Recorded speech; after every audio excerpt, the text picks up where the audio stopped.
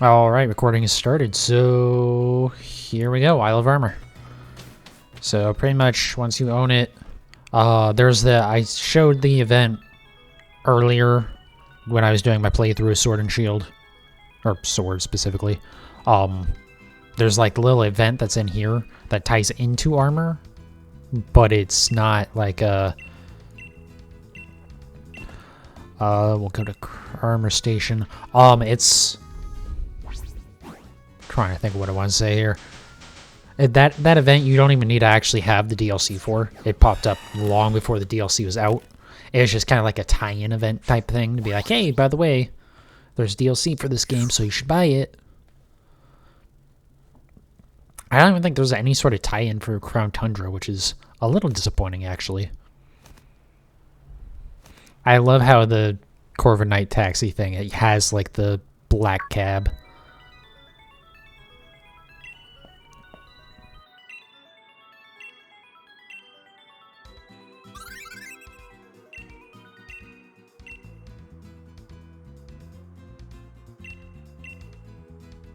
So you don't really get anything special from completing this Pokédex. It's pretty much just... Aren't we close? There aren't that many.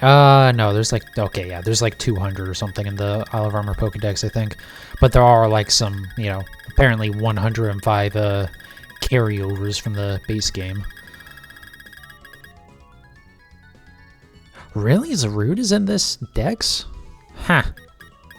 That's weird because there's like no way to get that except for like the event. Anyways, okay, whatever, it doesn't matter. I didn't know you could sit down. Anyways, all you get is like an outfit from doing it, so it's not really anything special. You get an outfit from completing the Pokédex, that is.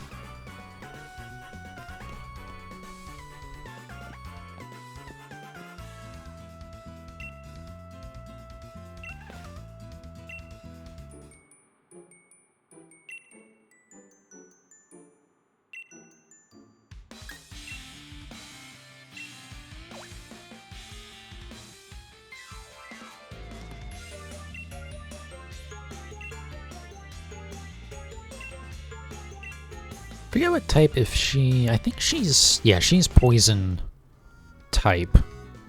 And then... So, the other thing is that character actually changes in Shield. It's a guy that's like a psychic main. One of the big things about this DLC that makes it kind of really cool is that the entire DLC takes place in a wild area.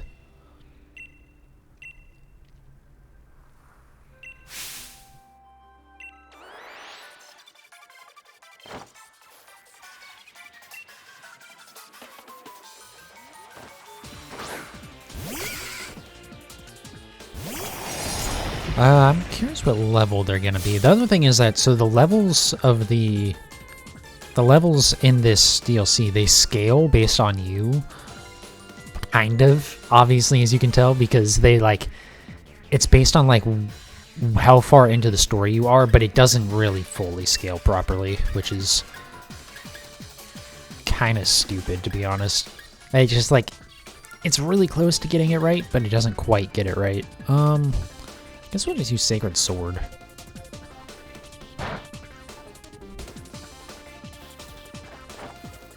But yeah, that's not going to do anything because I'm Steel type. Stupid.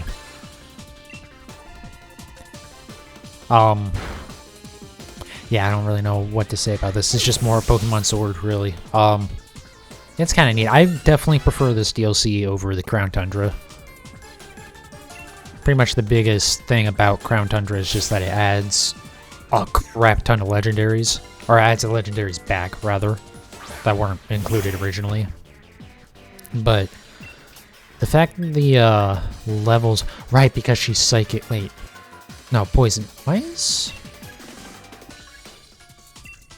I'm kind of confused, wait, I get, okay, right, because one of the evolutions for it, for Galarian Slowpoke is psychic type, right, or poison type, rather.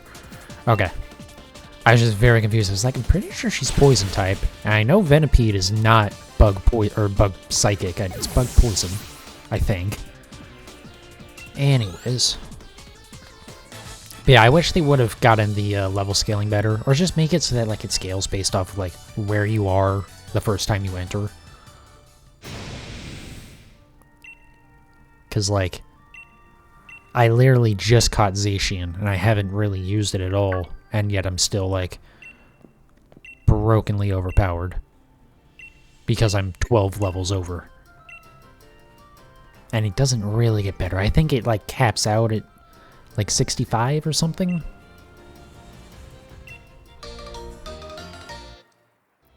It's also funny because the before the DLC came out, they one of like a marketing intern or something, I guess, was like, "Hey, yeah, so the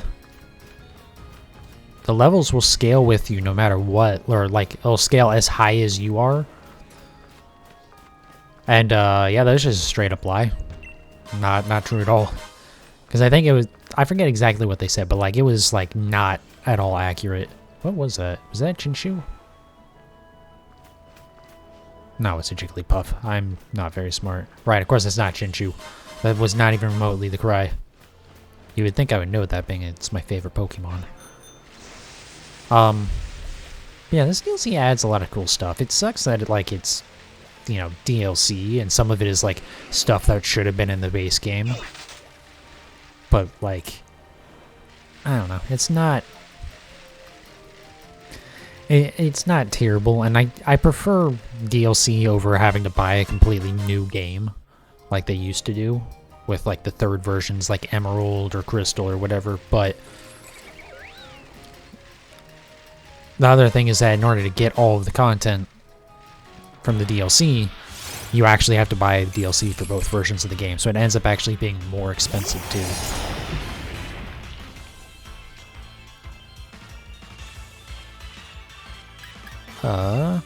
I'm trying to catch this. I'm not really gonna worry about Pokédex, but like, was that a critical catch with a quick ball? Nice. Oh, that reminds me, I didn't go back and... Oh, I forgot to do that yesterday. I never went and fought the developer dude to get the Oval Charm. Whoops. I don't want to add this to my party, are you kidding me? I don't like Klefki. It might be okay, but like, it's literally a keychain.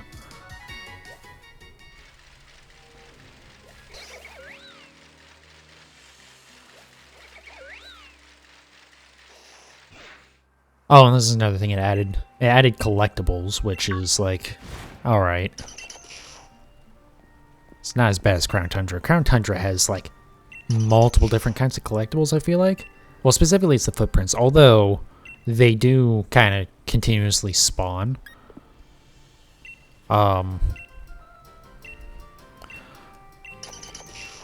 like with these Digletts, they all have set spawns.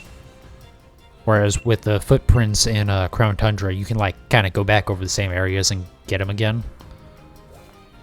But basically, so that's how you have to find Digletts, and you can get the Alola versions of a bunch of Pokemon, which is nice. And like some of them are obvious, others are not. I'm not gonna collect them, only because I want to see if there's a if you can shiny hunt that way. I don't think you can. I'm pretty sure they're all shiny locked, all the gift Pokemon that you get from that. I don't really want to fight in a raid. But also, like, it's not really that interesting. You get all the Alola forms that are in this game anyways, because, like, Geodude isn't in the game at all. But, the other thing is that you can actually get the, Gen 7 starters as well. I don't know why I came over here to do that. I'm like kind of looking around for items, but like I kind of also don't care. Also, if you see that whale lord out there, you can fight that. I will actually at some point too, I think, before we finish up this DLC. But the game does add a bunch of cool stuff. So like that little island right there has a person on it that will reset the EVs, that being the letters E and V, not Eevee, the Pokemon. I hate those sounds so similar. But it'll let you reset your EVs for your Pokemon if you've like trained them already, which is awesome. You have to give her a certain item that you only get from like raids and stuff. I think there's a couple other ways you can get the item, but it's better than trying to get the damn berries to do it. And then that island over there is pretty much all Ditto and Execute, I believe. I don't know why Execute is over there, but it's Ditto Island, so it's a great way to hunt for high IV Dittos. Because the Pokemon den over there, the raid den, is it's always Dittos, except for like there's a 1% chance of like a Chansey or a Blissey spawning. Because I think all of the dens in this DLC have like a 1% chance of Chansey, unless it's one of the purple like rare dens, and then it has a 1% chance of Blissey, which are also a fantastic way to get XP candies.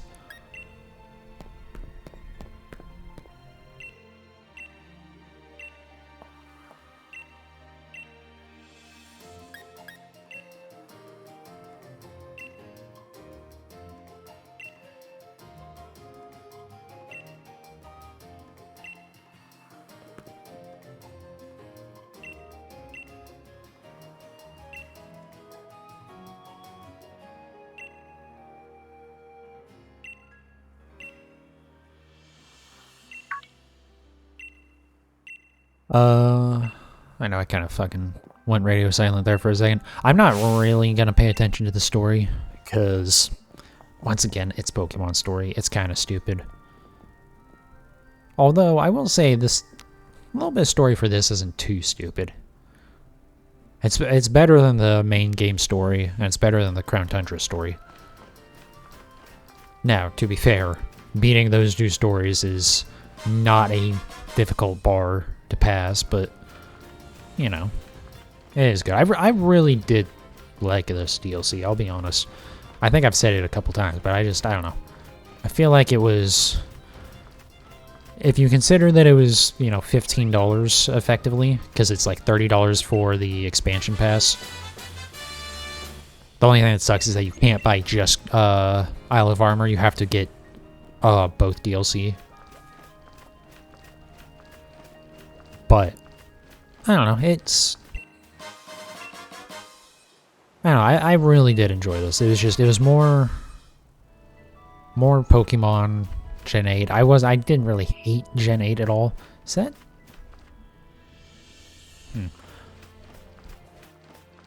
I just have never, this is going to sound weird, but I had never looked at Wailord's butt. There's not really a way to say that without it sounding weird, but it kind of looks like it has a heart shape, kind of like a Yamper, actually. If you, this is weird. Why am I talking about? Never mind.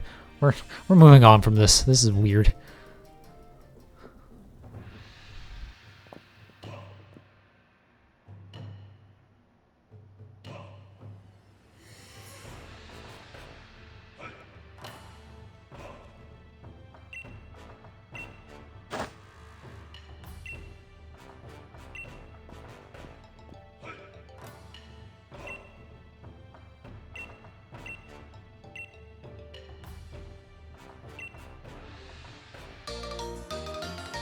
Oh yeah, also, they give you an XP charm, so that way you get even more XP. Don't know why we needed that. I think it's like a 50% boost too, like it's a pretty good chunk of XP bonus that you get.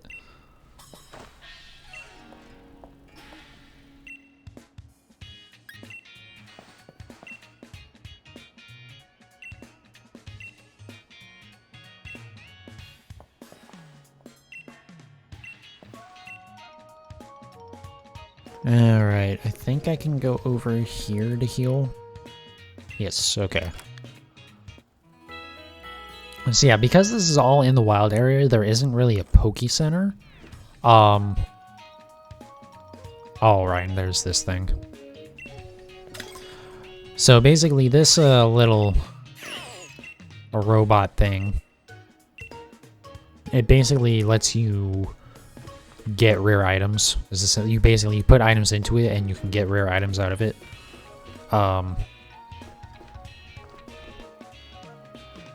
Where's the Joy-Cons on the Switch? Interesting.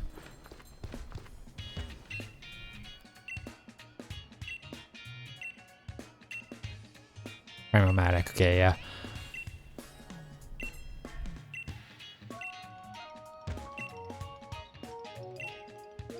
Yeah, I think we can do 500. Anyways, yeah, you can use this to get rare items. And the other thing is that you can use it to get the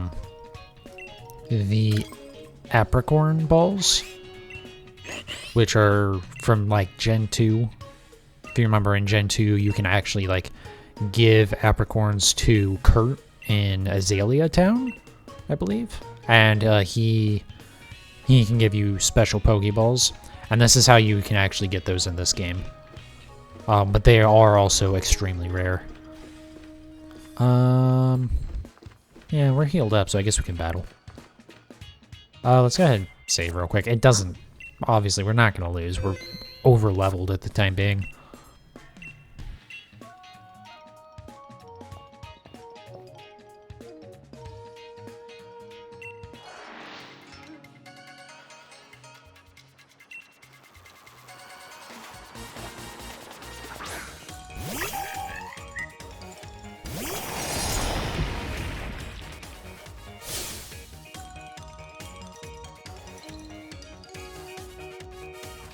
I hadn't thought about the fact that he's actually going to be fighting type, so this might actually be able to do a little bit of damage.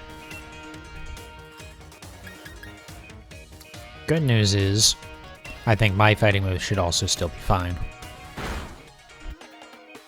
Yeah. Helps that I'm, you know, 9 levels over it, but...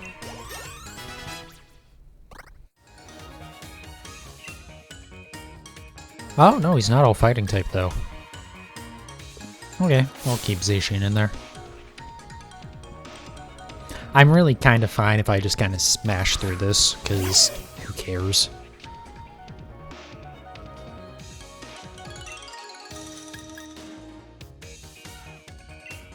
I mean, I'm playing the game naturally, right? Like, it's not like I've done a bunch of grinding off stream in between the last stream and this one or anything. Like, this is where I was when I finished the base game, so... And it's not like Pokemon's hard anyways.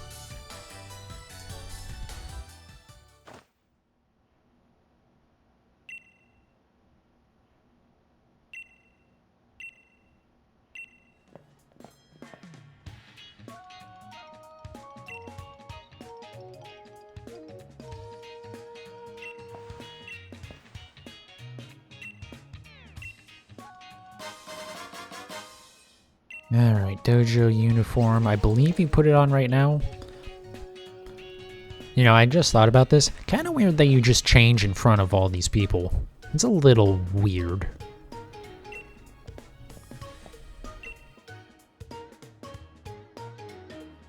And yeah, so the other thing about this, since it's the Poke Center replacement, it also lets you like change your outfits and stuff there. I know I didn't really do much with the outfits during my playthrough, but you know.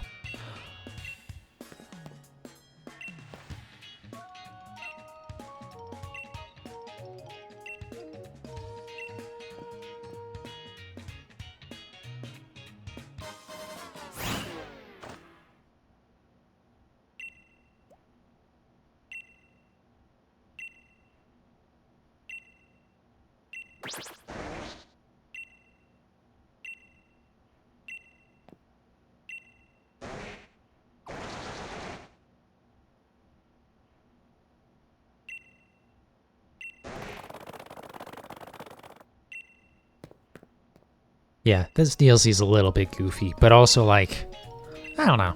I like that it's a little silly. Because, like, it's Pokemon, the story's not going to be great anyways, so you can at least have a little bit of fun with it. Like I said, it's absolutely a better story than the base game, or Crown Tundra.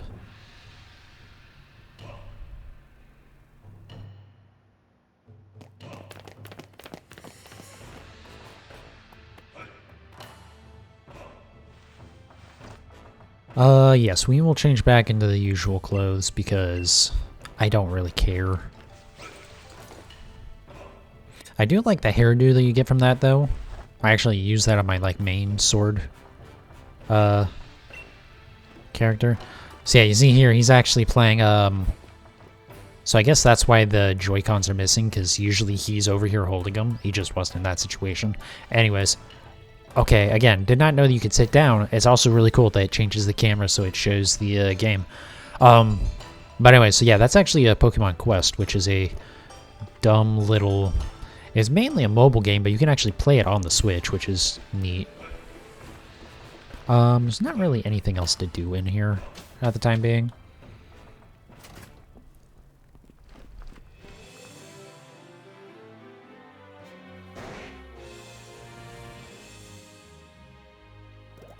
So these guys are going to run off, and we have to go catch all 3 of them.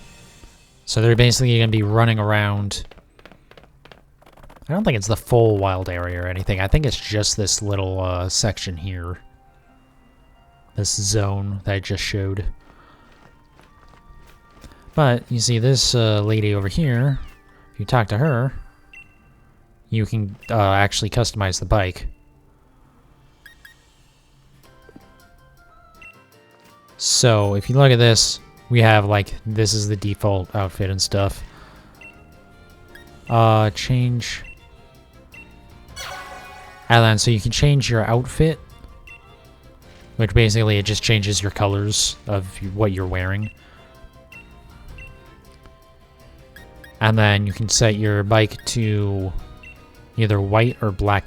I believe there's a way to change the colors on the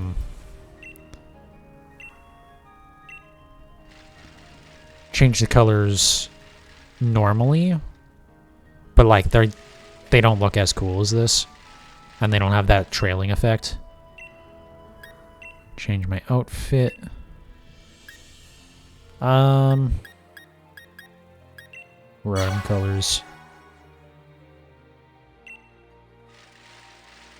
This'll do for now. But yeah, I guess so. You can only change it though based on the type of your first Pokemon, which is honestly kind of stupid in my opinion. I wish they would just let you change it arbitrarily. My right Joy-Con is acting up again. Please don't be a problem. How did I miss? What? The good news is they move in a set pattern, so I mean... There we go.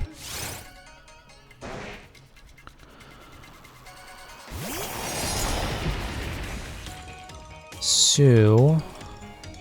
This would be a really good time to have false swipe, huh? Oh well, we'll just throw a quick ball and... Oh, you can't catch them. Okay, so you just have to defeat it. Gotcha. I thought that you had to catch them. I don't know why.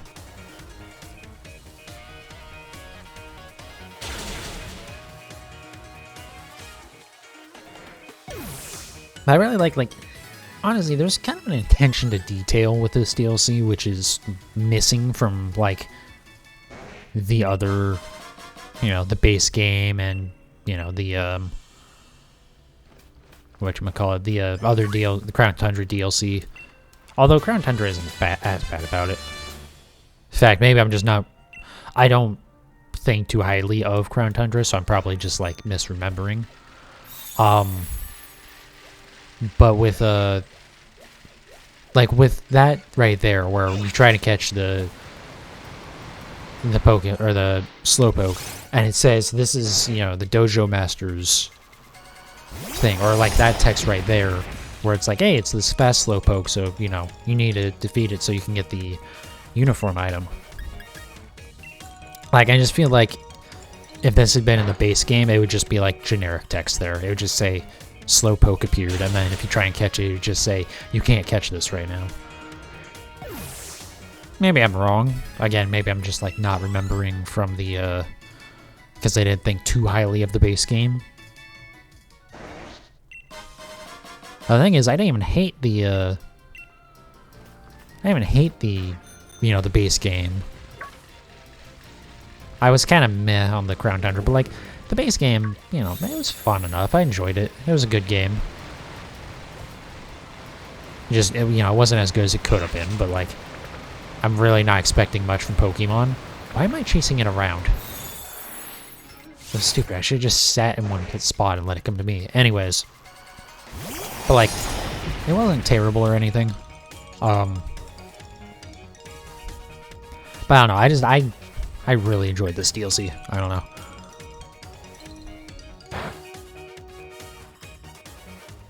And hopefully, just like with the future games and stuff, they kind of keep like the little bit of humor that isn't like so, just so dumb, right? Like, obviously, I get this is dumb because oh, it's fast slowpoke and they're running around, so you have to catch them. But like, it's, you know, it's not like just the stupidest jokes and humor and stuff.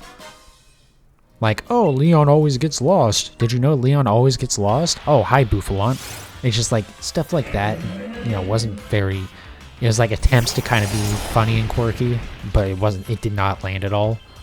Whereas I feel like with this DLC, because it's just kind of, it's kind of goofy, and just the entire thing throughout is kind of goofy, so it's like, you know, it's more fun.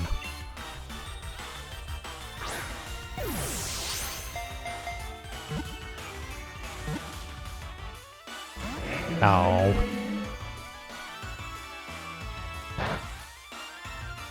Alright, I'm not going to try terribly hard to catch this, but we can hit it with a... Let's hit it with a crunch. And then we'll start throwing other balls at it.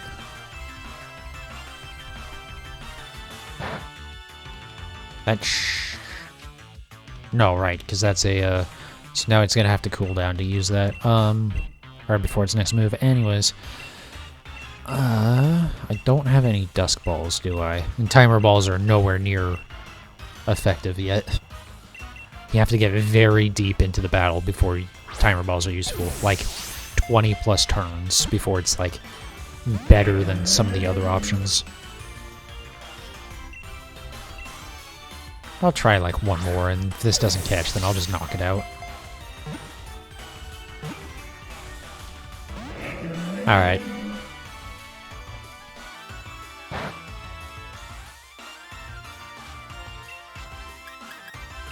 Alright, that's enough of that.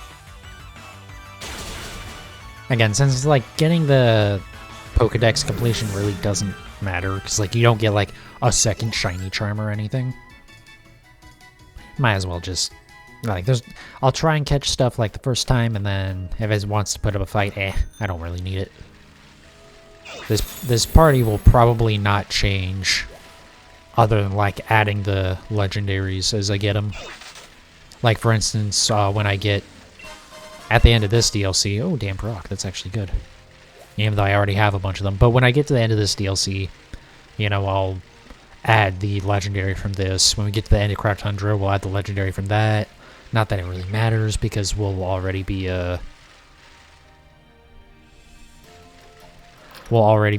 you know, done with the game at that point. Although I guess there is kind of like the post-game stuff in Crown Tundra where you get to do the Galar Star tournament or whatever.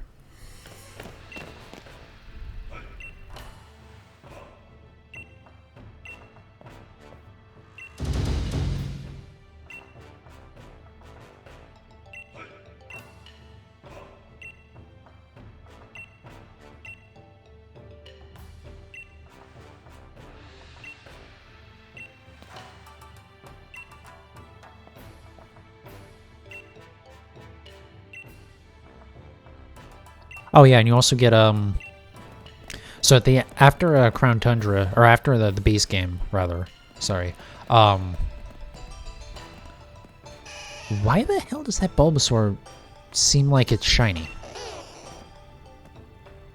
Is that it isn't shiny Bulbasaur all green? I have to be misremembering because I know these are shiny locked. Hold on a second. I want to look this up. I know it's not shiny. I know it's not.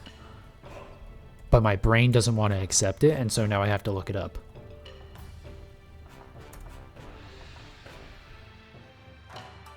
It's not right. I love how, for some reason, if you Google Cerebi Bulbasaur, it still pops up with the Sun and Moon Pokédex version.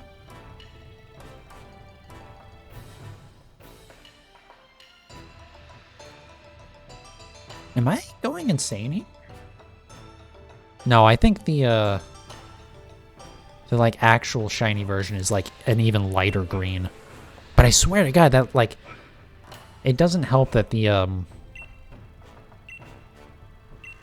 normal one and the shiny one are so similar, but Jesus Christ.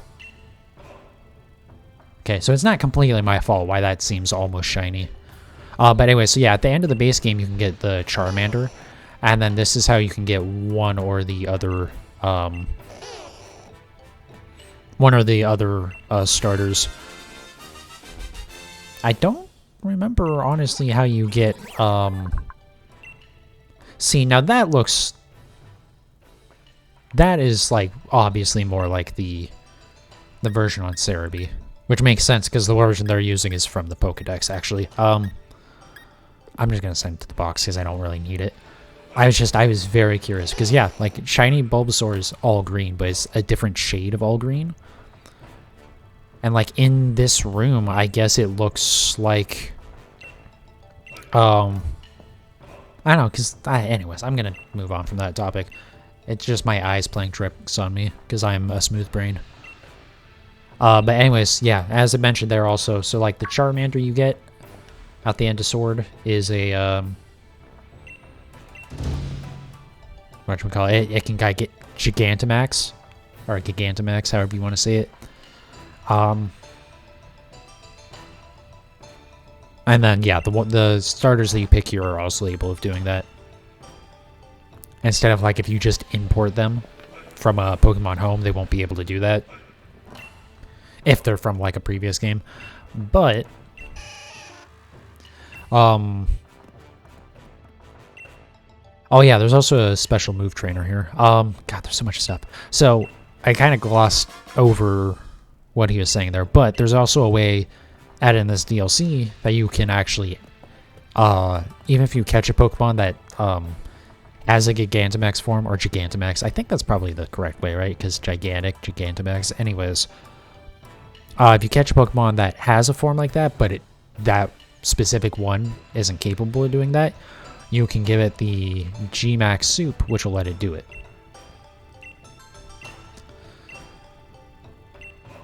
Anyways, so this is a special move tutor. You use the special like currency item from this game, or from this DLC, and there's a bunch of different abilities that you can learn. Yeah, I think there's one for every type. Some of them aren't as good as others. Like Scale Shot isn't great. Trying to remember. Dual Wing Beat can be good, I think, as long as you use it on a Technician Mon. The big one that I love is Flip Turn, because it's basically Volt Switch or U-Turn, but Water type.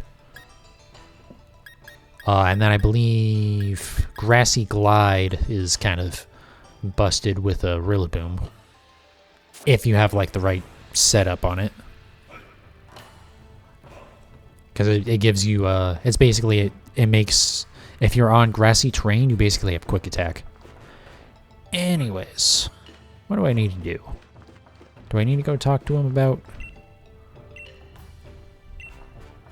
Okay. So yeah, we're going to go get mushrooms for that, Gmax Soup.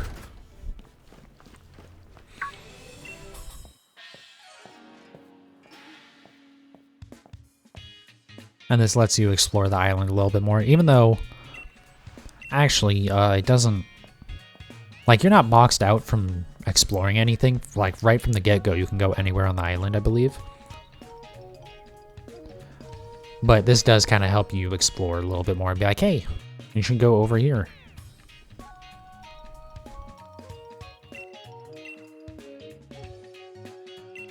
Yeah, I really like that you can, like, explore the whole island and stuff, and, like, it's very open, unlike a traditional, like, Pokemon content, where it's like, oh, you have to go through each of these gyms, and, you know.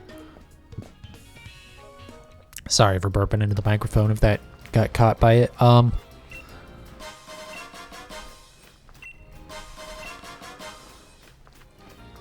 don't know. I like that it does this, but also I kind of only like it because it's a DLC. I don't know, I'm weird. I don't necessarily mind the kind of, you know, the kind of the guided path through the games, like the base games, right? But I do like having stuff like caves and stuff that are a little bit more open. Again, I don't know why I'm interacting with these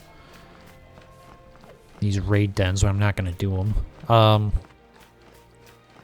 So yeah, the Gmax soups, you have to actually, even outside of this story thing, you have to find these mushrooms in order to make the Gmax soup to give to Pokemon. But it's kind of a pain in the ass because they don't spawn very regularly. I forget exactly. No one's really figured out, I think, exactly what causes them to spawn. Or at least it's not explained anywhere in game. I think maybe people have figured it out by now. I've never bothered to look it up because I don't really care that much. Because it's not something that you have to do a whole hell of a lot. I don't know why I'm not using the bike. Anyways. I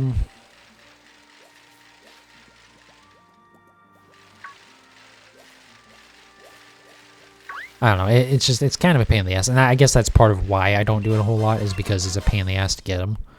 Because, like, I think you have to do raids, and that every time you do a raid, it has a chance of causing a new mushroom to spawn. And then, okay, so this guy, put it simply, so the digging duo in the, base game, you can give them watts, and they give you rare items. This guy will take the whatchamacallit, he'll take the armorite or the currency item from this DLC, and then he'll actually dig up watts for you, and he can get a crap ton of watts, as you can see here. And it just keeps going for a while, and then sometimes, much like the, I think the brothers do this as well, he'll be like, I'm done. Actually, wait a second. And then he'll just go, like, batshit with them for, like, a little bit. And then he'll go back to normal for a little bit. It's a good way to get watts. But, like, if you're doing a lot of raids and stuff, you don't really need to do it.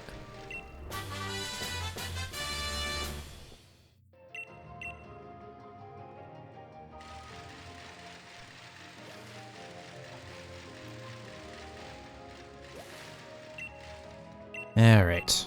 So yeah, these are the mushrooms that you need to get. They won't always be in this spot, though.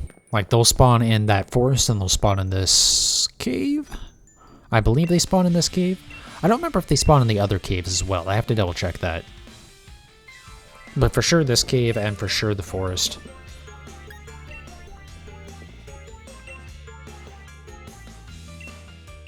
Oh, you know what I didn't do? I didn't heal. Not that it's really an issue, because, like, again, she's pretty underleveled. And also only has 3 Pokemon. I say she's underleveled. I mean, yeah, no, she is, because, again, I didn't do any, like, grinding to be overleveled, so no, it's just the game has her underleveled. Anyways, go ahead and knock you out. I'm sure this will one-shot, yeah.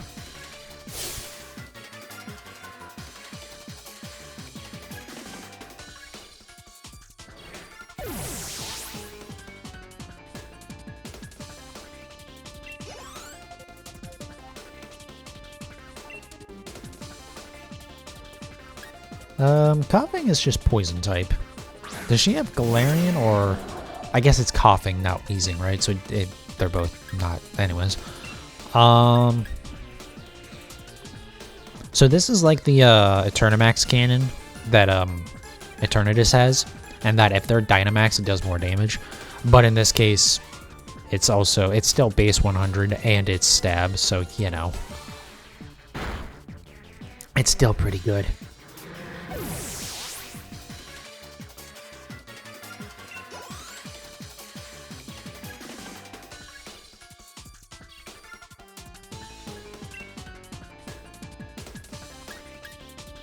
I will switch for this just so I can put in Ninetales and just nuke this thing. Although I say that, it actually might be the correct level.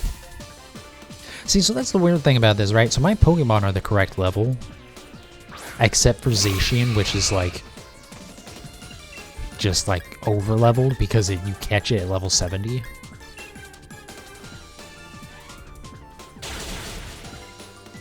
Anyways, bye bye Whirlipede.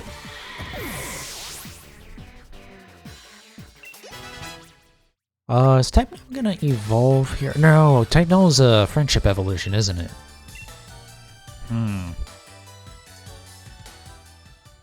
Yeah, it is. Oh well.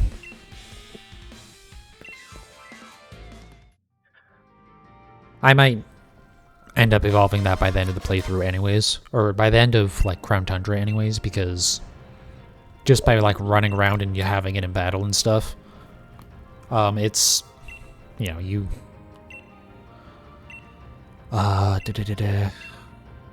Sorry, I'm a little tired today, so my brain is kind of foggy. Not that that's anything unusual for me. But, now I don't remember what I was gonna say. Oh, right. Type Null, Friendship Evolution, I assume. So yeah, just having it in your party when you're battling and stuff, it gains very slowly, but it gains Friendship, I believe. So it's possible you might evolve it. Just by, you know, happenstance. We'll see. So I believe this lady... Are you gonna be a trade or are you gonna be apricorns? Oh, she like shows you Pokedex stuff. Okay.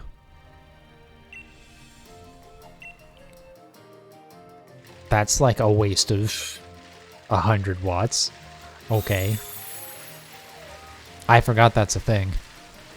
Because I assume she doesn't spawn anymore once your parties, or once you've filled out the Pokedex.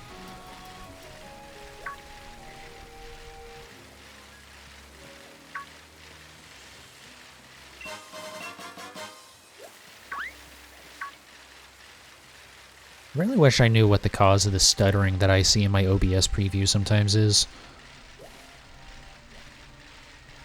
Because, like, I don't see it on Twitch, but, like, also my Twitch window on my laptop is super tiny. So, like, it would be a little bit harder to notice anyways. Oh, is that a Gigalith? That'd be a good way to catch that. If I, you know, I still needed it for the Pokedex. Since that's, you know, typically a trait evolution.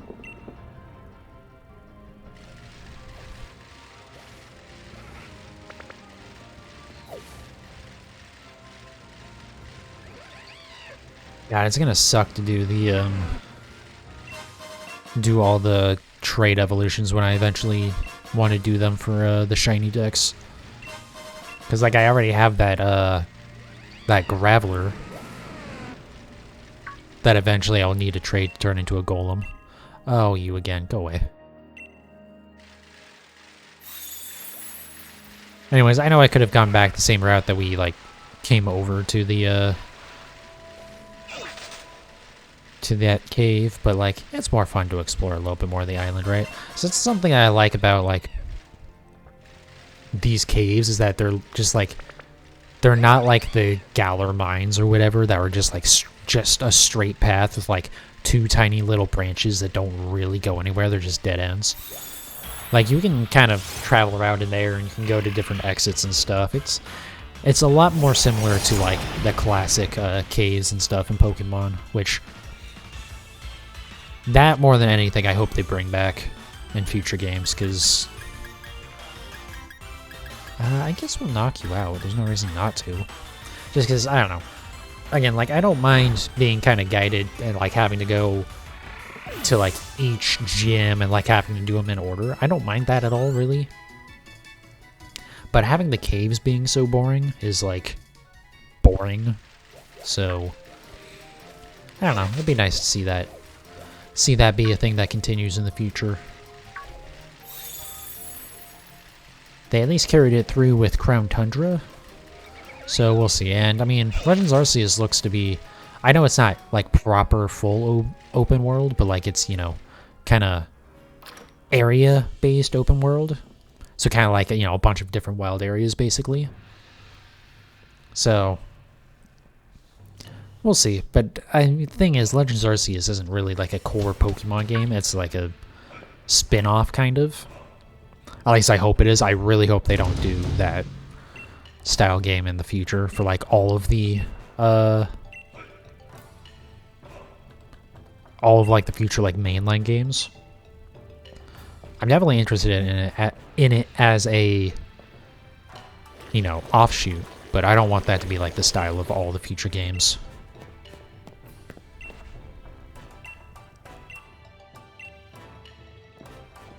But we'll see. Hopefully, besides that though, they'll like keep kind of some of the openness, because while I did enjoy Sword overall, or Sword and Shield, I really don't want to, I don't know, I don't want to see it be that, like, one singular path.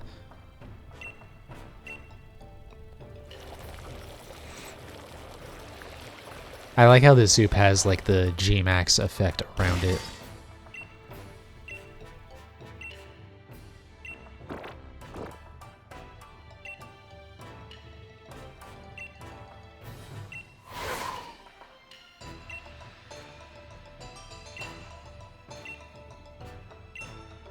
I do really like the kind of... I know I said I like the humor in this DLC, but like the little bit of like kind of meta humor, right? Because like with like the music tone playing for Clara, or I think it's Clara, when she like gets her uniform, but then it gets cut off when the Slowpoke takes it, or like that where it has like the little text propped for you feel the Dynamax energy. And it's like, no, you don't. It's like I like the just a little bit of meta humor with it. What do I need to do for like the final thing? I guess we just need to talk to him first, huh? Again, I'm not really paying attention to the story because it's much better than Crown Tundra or Sword and Shield, but like it doesn't really mean much.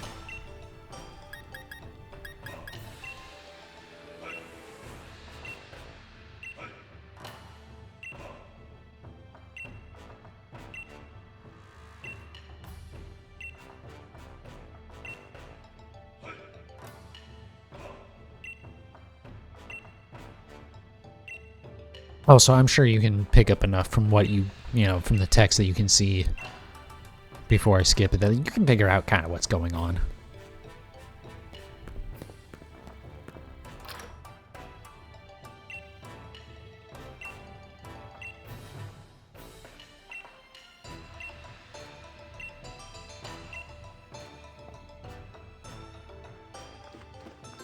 Okay, let's go ahead and restore.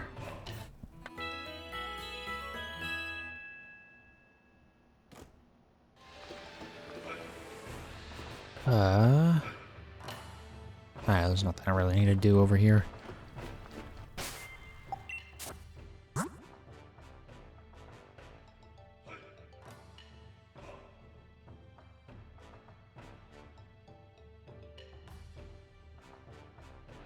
Alright, sorry. Took a quick second away. Alright, so let's go... Let's go beat up Clara again. Clara, I don't remember if it's Clara or Kara, I'll be honest. I don't really care.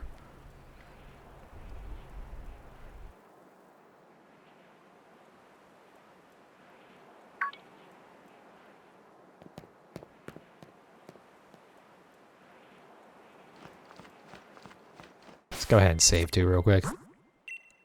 Even though there's really not much reason for me to save because, like, it's not like the game crashes.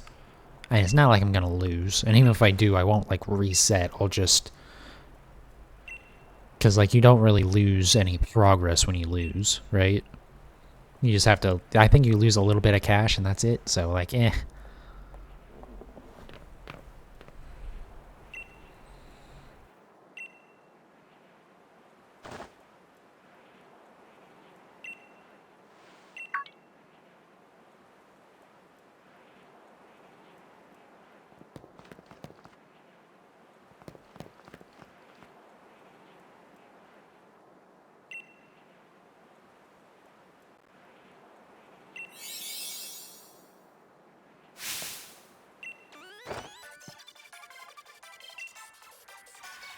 So yeah, have you noticed there that Clara rushed out in front of you in order to go to the arena before you did? And you notice those little the sparklies on the ground there? And you also notice that she says fair and square. Which is funny because, you know, toxic spikes. So yeah, that's like the thing with this battle, is that she's already set up a hazard before you even start. Which is fine because I'm running a steel type, so I'm not affected anyways.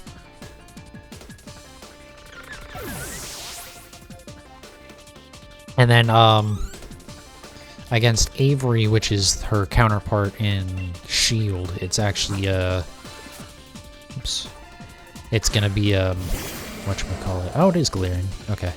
It's Psychic Terrain that he says, which is not nearly as cool. I think it's Psychic Terrain? Maybe? Maybe he said something else, I don't remember.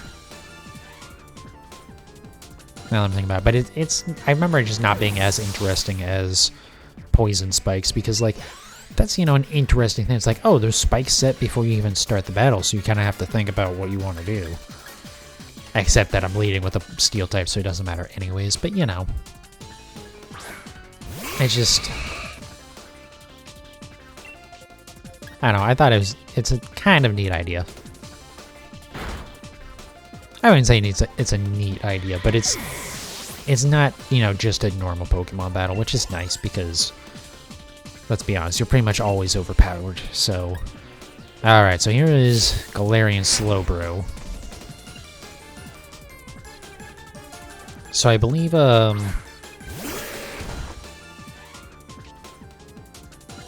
this, isn't it gonna tell me it's not? I believe it's Psychic Poison. And then there's Galarian Slowking, which is also, I believe, Psychic Poison, but it's, you know, slightly different. So I guess we'll just Crunch, because since it's still Psychic. Oh, right. Is she Dynamaxing? Makes sense, because it's a Dynamax battle, right? So I guess I could have used the Behemoth Blade there.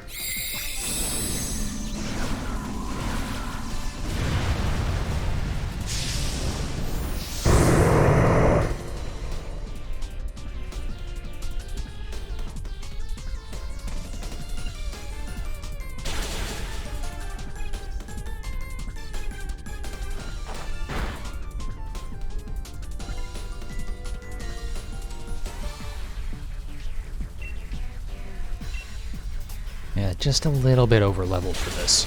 Thing is, by this point, you're not even that over-leveled, because, like, 67 is, you know, it's closer. If I didn't have Zacian, I would have had to grind a little bit before I did this, right?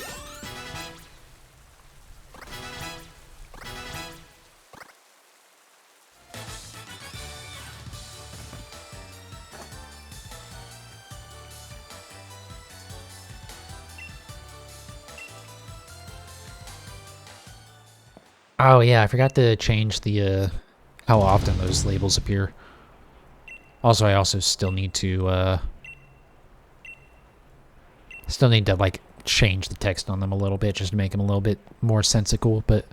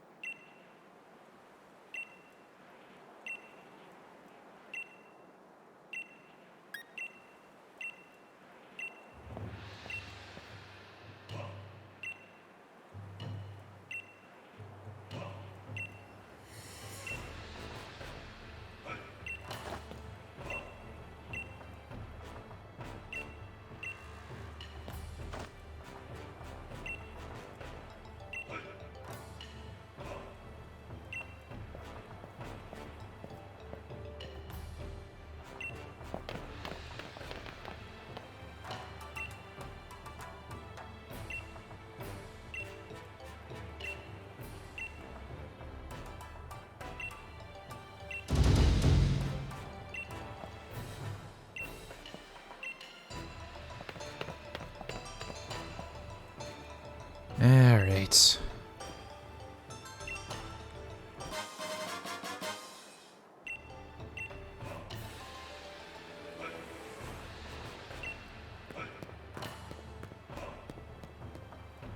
So yeah, even though we like have kind of completed the trials and whatnot, we're really only halfway through this DLC. Kept this old man waiting. Motherfucker, I was literally right behind you. Come on.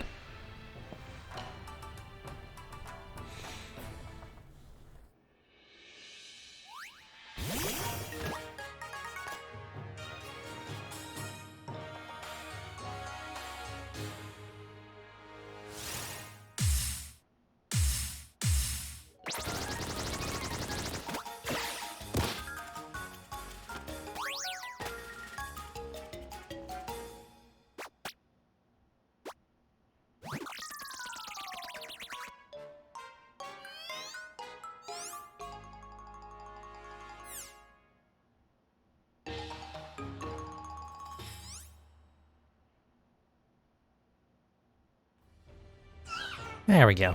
Cubfu. Cubfu is adorable.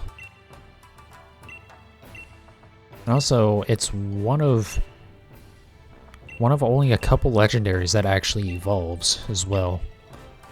Because it turns into Urshifu, which is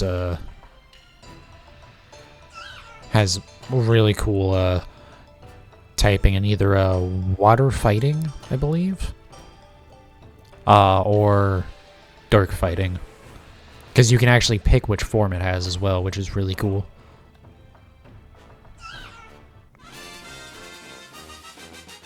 Also, Urshifu is kind of busted. So we will add you to the party.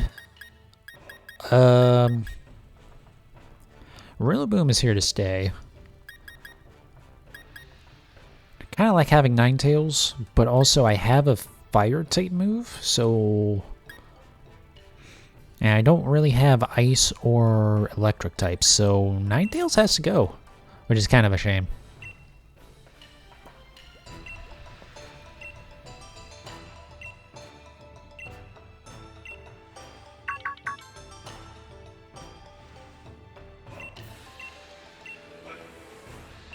Oh yeah, so that's another thing that is added with this DLC, even though it's only in this DLC, which kind of... It's only in this and in Crown Tundra, which kind of sucks. But you can have your Pokemon follow you when you're outside, which is cool.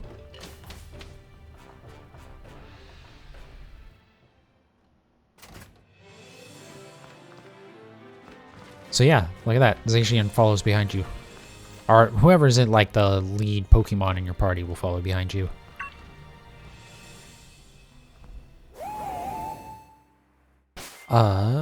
So... Become friendly with Cubfu. I forget exactly what you have to do, but... I believe you can just go to the different sites that... Yeah, so there's like a bunch of different sites to look at. Which is basically just, you know, they're getting you to explore more of the game again.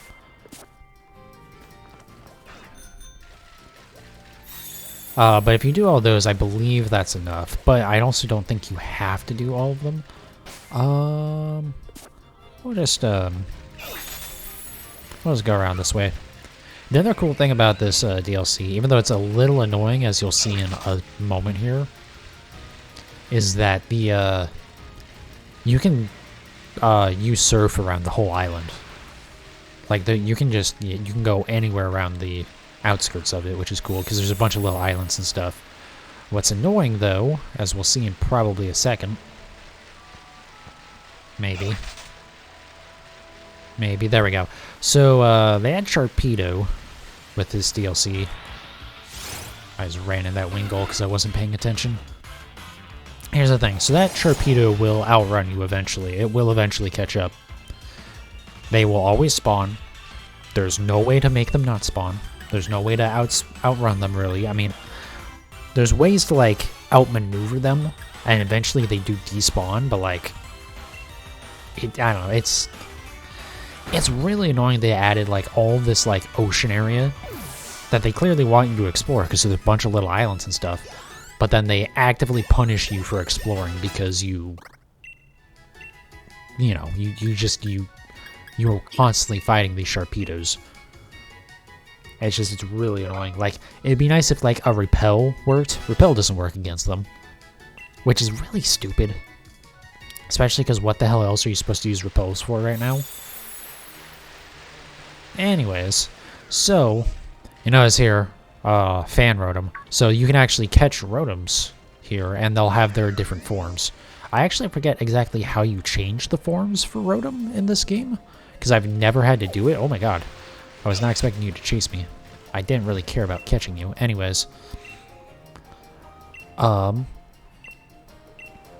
then so if you, those Galarica twigs I've been picking up, if you give her 8 of them, she gives you the bracelet thing, I believe, is what she said. Which, the only issue with having the Pokemon follow you is it kind of messes with the camera a little bit. But yeah, so you get that bracelet thing or whatever, and that allows you to get Galarian Slowbro. And then I believe it's not until Crown Tundra, actually, that you can get Galarian Slowking, if I remember correctly. Is that it's just like a random item in the water? Interesting. But yeah, there's a ton of stuff to explore in this DLC, which is awesome. And it makes it all the more annoying that the Sharpedos are an issue. So, with those special Pokeballs you can get from the Cramoratic, or whatever the hell it's called, to get those you have to use apricorns, which drop from the berry trees in this, this DLC. I don't really care enough to do that right now, so I'm not going to bother shaking the trees. But that is how you get those apricorns. Or also, some of the NPCs will actually trade you apricorns for, like, whatchamacallit, for, like, watts, I believe.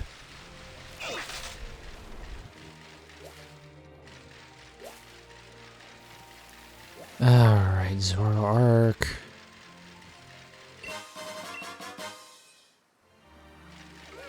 Oh, there's a Blissey out in the wild, actually. Interesting. You don't get all of the XP candies from fighting them out in the wild, though, so it's a little pointless. Anyways, right now I'm looking for NPCs that will kind of activate the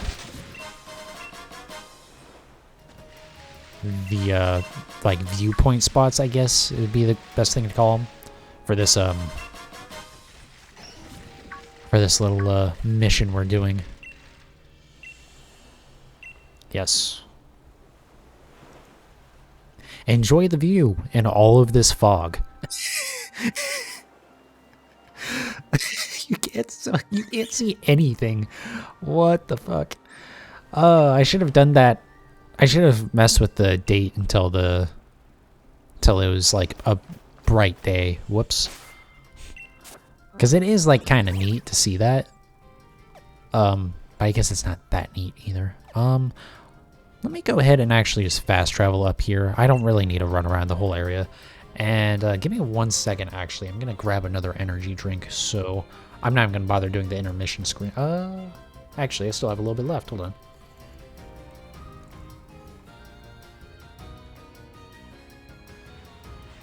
Okay, I thought I was already out of my current one. Oh, wait, we should have gone into the Potbelly Desert, actually.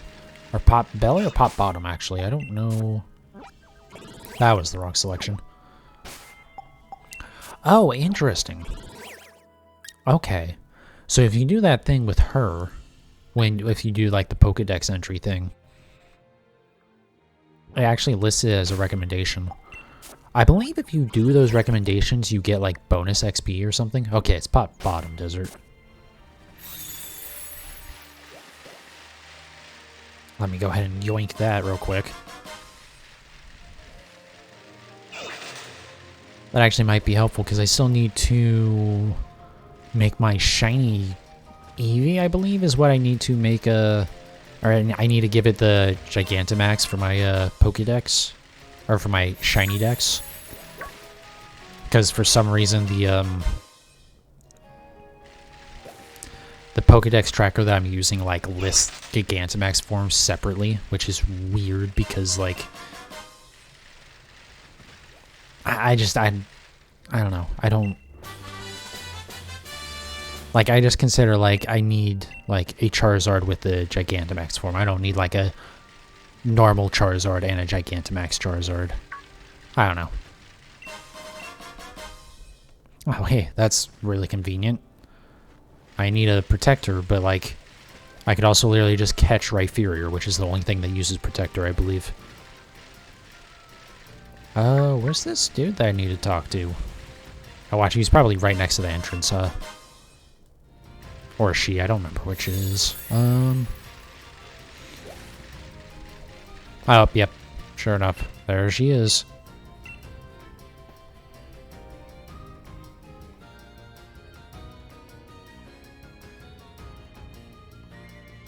Yeah, so that's kind of how that other scene was supposed to go, except, you know, this time we weren't completely covered in fog.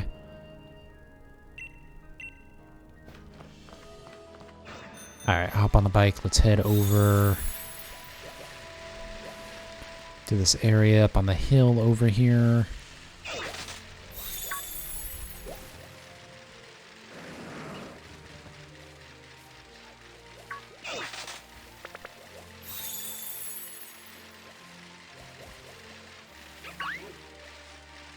I could have caught that Tauros for the recommendation thing, but, like, it doesn't matter.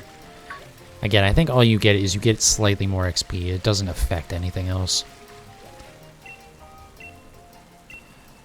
Okay, I don't know if this view will be great because of the rain, but at least it'll be better than the, yeah, that's not bad. It's better than the fog. God, that's hilarious.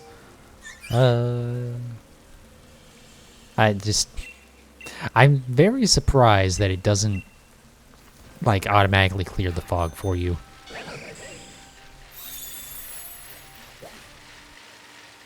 But it makes for a funny moment, so I guess I shouldn't complain.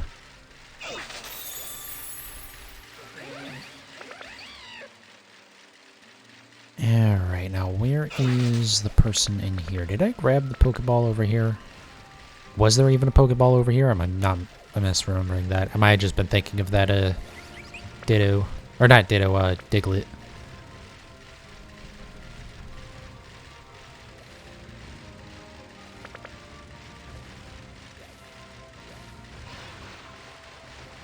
Oh, there's the trainer. Okay.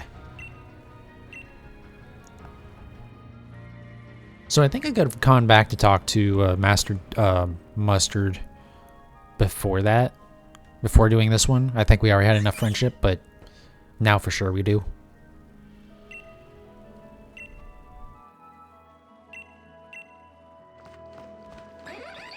Alright, let's just go ahead and fast travel, because I don't...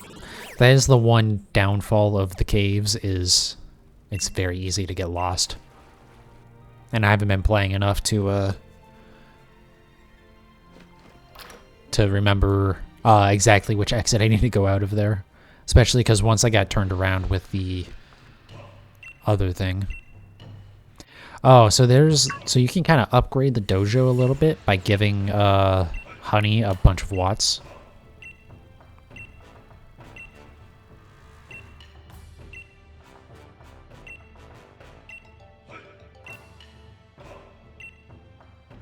I'm not going to do that either because it doesn't really add anything.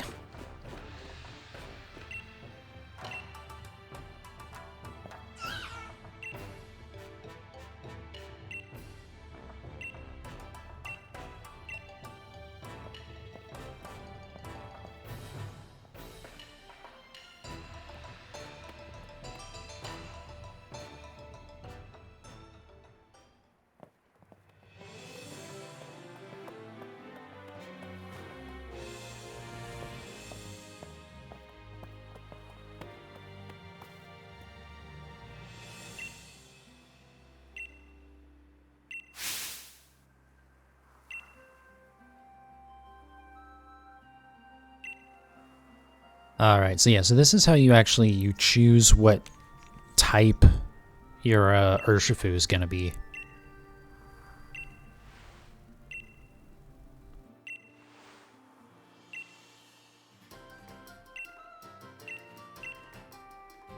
So if you choose the water tower, then you get the water fighting Urshifu. If you choose the dark tower, then you get the dark fighting Urshifu.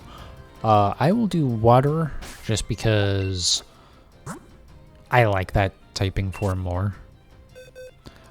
Partially just because it's a more unique typing, because like Urshifu is, or other than whatchamacallit, Keldeo, that's what I was thinking of. Other than Keldeo, I don't think there's any other fighting normal types. Or, sorry, fighting, water types. Even though, again, like, whatchamacallit, the Graplock really should be water fighting, but for some reason it's not.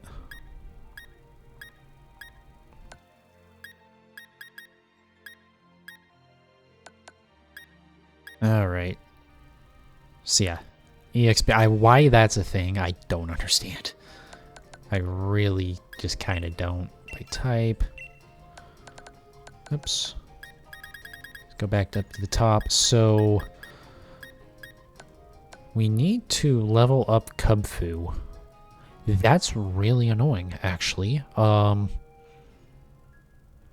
we definitely don't really have enough to do that. Well, I guess we'll just start doing raids. I don't remember off the top of my head what level I need Kubfu to be. I'm actually going to look that up right now.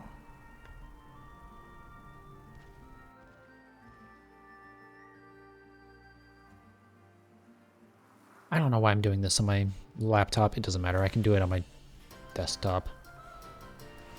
What is with Firefox giving me stupid tips now? God, they've updated Firefox and now it's like giving me like tool tips and stuff every time I open it. Like, guys, I know how to use a goddamn web browser, for the love of God.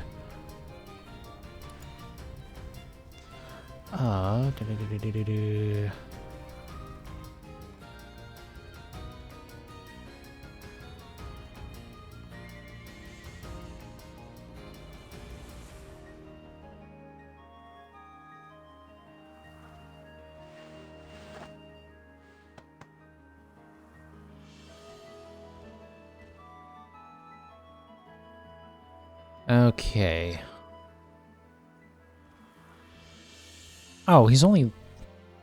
No, okay. He's level 70 if you do it post-game. Really? It only so it's either level 30 before you beat the game or level 70 after you beat the game. Jesus Christ.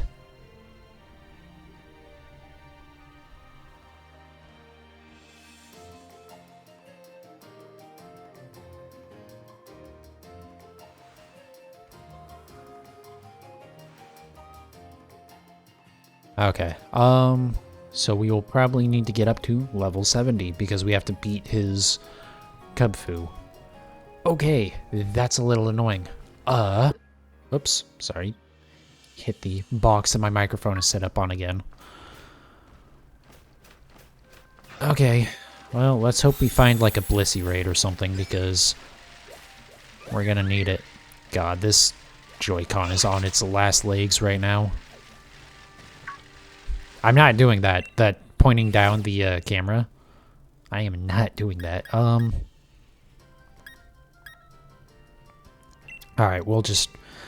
we should be able to smash through this with Zacian anyways. Pretty much unless I fight something that resists fighting. Alright, no, it's not even fighting, it's steel.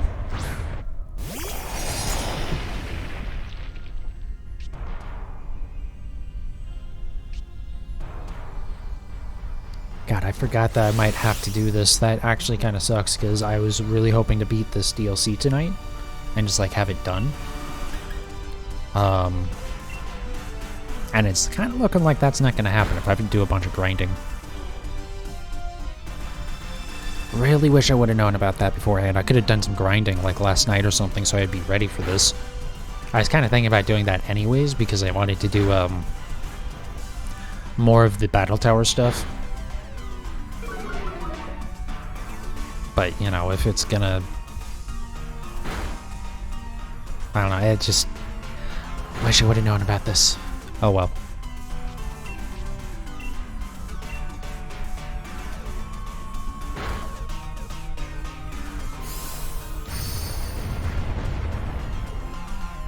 The other thing that sucks is that you don't actually get any XP from doing these raids.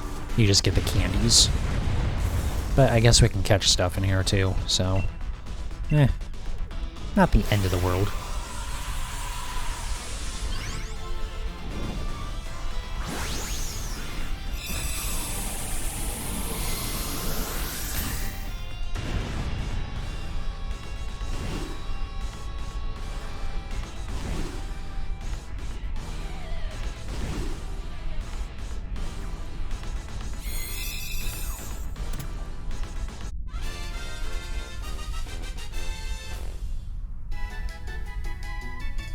Alright, so we got some decent candies at least.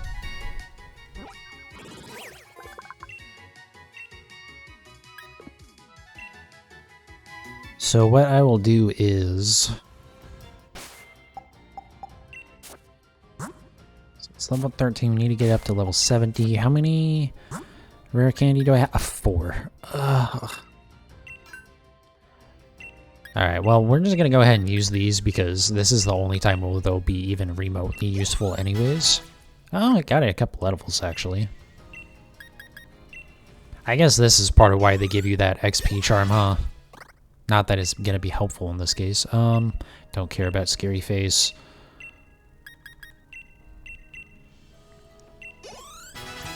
$25, okay, not terrible. Headbutt is better than whatever it's going to have, right? Yeah, we'll get rid of Focus Energy. Endure isn't a terrible move. I'll never use it, though, so I really don't care about keeping it, but...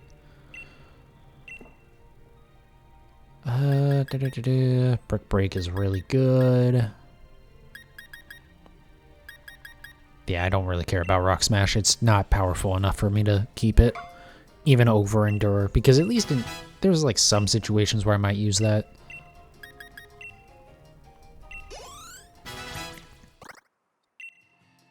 I'll be honest, Endure... Detect is better, I feel like. I'm not gonna really use that either, but like, it's still better, in my opinion. So what I'm gonna do is I'm just gonna keep using candies, and then we'll also just go ahead and max this thing out while we're here. And then when we get to the point where we can just use rare candies to get it up to level 70, then we'll do that. Something I need to do tonight with this Joy-Con, because I don't have the piece that I need to fix it right now. But what I will do is I will calibrate it, which hopefully might help me combat the stuff a little, the drift a little bit. Because when my when my left Joy-Con started to drift, when it started getting kind of bad, I calibrated it and it kind of helped it a little bit. It obviously it didn't fix it because it's not a, it's a physical issue with the joystick on the Joy-Con. But it did help a little bit, which was nice. So I might do that just to try and postpone the inevitable.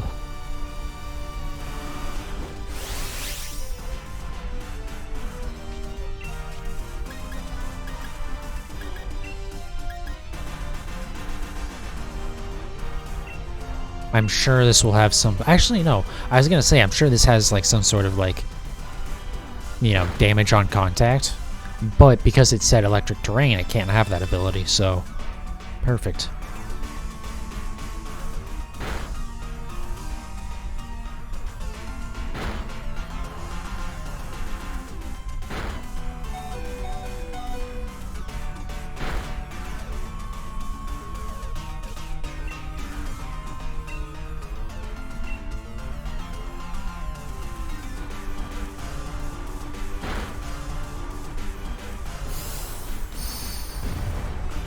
Oh, I really wish I would have known about this before I started this stream. I'm not gonna end the stream right now to do that. It just, it kind of,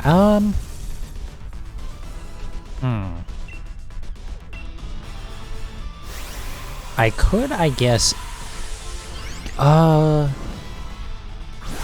yeah, actually, no, I was gonna say I could go, import a higher level Urshifu. but that wouldn't help because I need to have the Cubfu. And I do have a Cubfu in Pokemon Home, but it's still going to be level, like, 10 or whatever. So, I was thinking about doing that. I don't think I would have anyways, because it's like, well, we might as well just, keep going. It does suck, though, because even after we do this, there is, like, kind of another post-game for the DLC part as well. Because then I also have to get the ability to G-Max Urshifu, because it does have a specific G-Max form.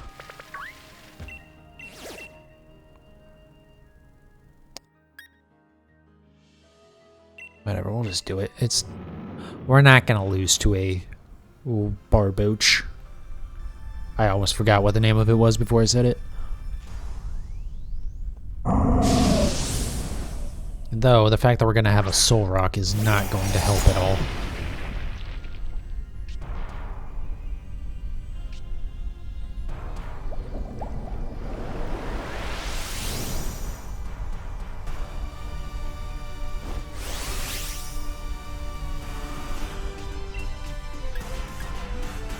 Yeah, we'll just use Sacred Sword.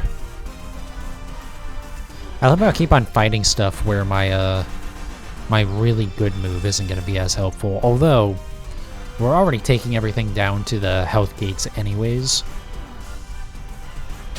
So I guess it doesn't really matter.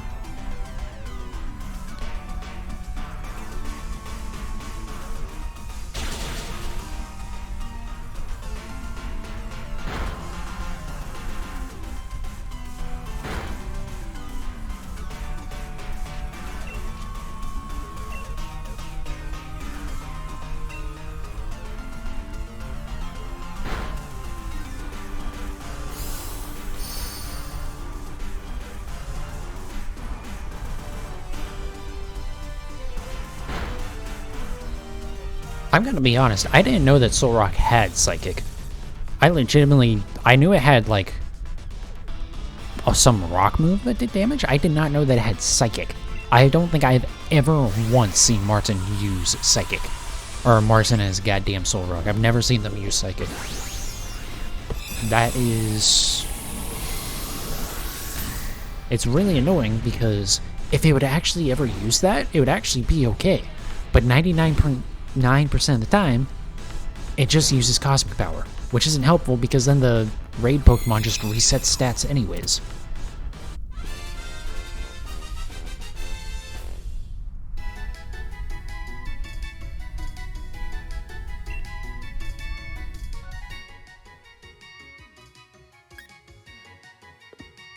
Alright.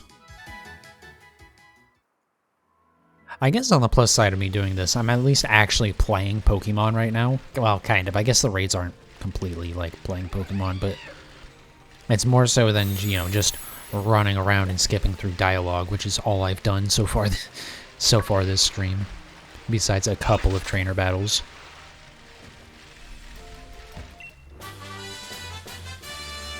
And it will let me, or make me, explore the island a bit more, too.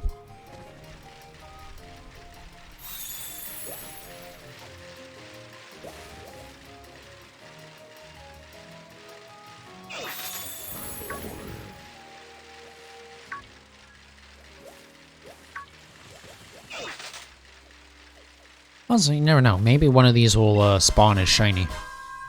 They won't, but maybe. Let's add that to our Eternatus right now.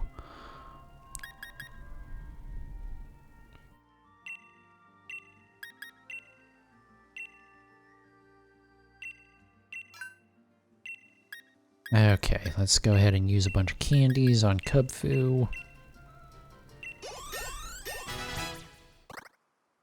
Fortunately, this isn't taking too long. No, I don't care about stat-raising moves. Iron Head is going to be good, though.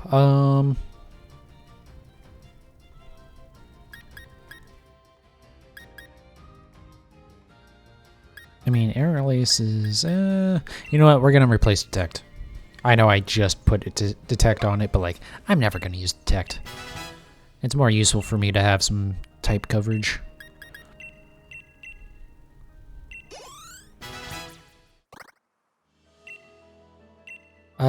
Doesn't Dynamic Punch? Yes. Oh my god. Go away. 50% accuracy. Get out of here. As far as I'm concerned, 50% accurate might as well be 0%. Granted, the way I play, 95% is like 50%, and anything less than 95% is effectively 0% accurate.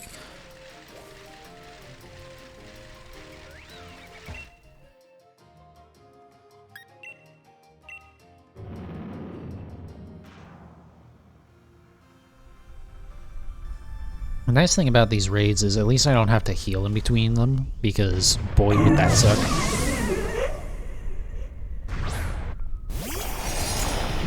Did some audio just get cut off there? It sounded like some, like, sound effect was, like, kind of cut off. That was weird.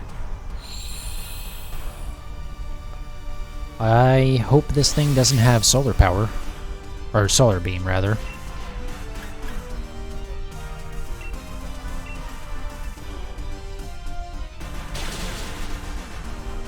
Also, I didn't see how many stars this thing was. Has everything been 3 stars so far? Has there been anything that was 4 or 5 star? I'm pretty sure there hasn't been a 5 star yet.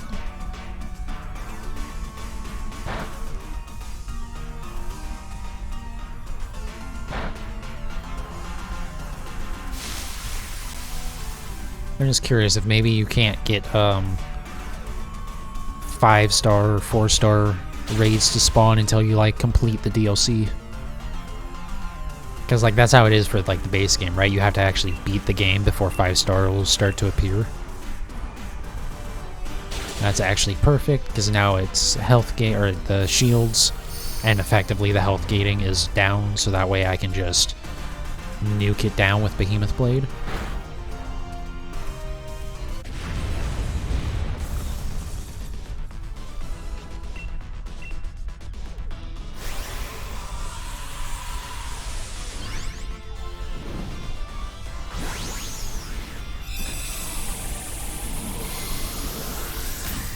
I do wish there was a way to skip this animation, because like it's a guaranteed catch. I don't need to see the ball shaking.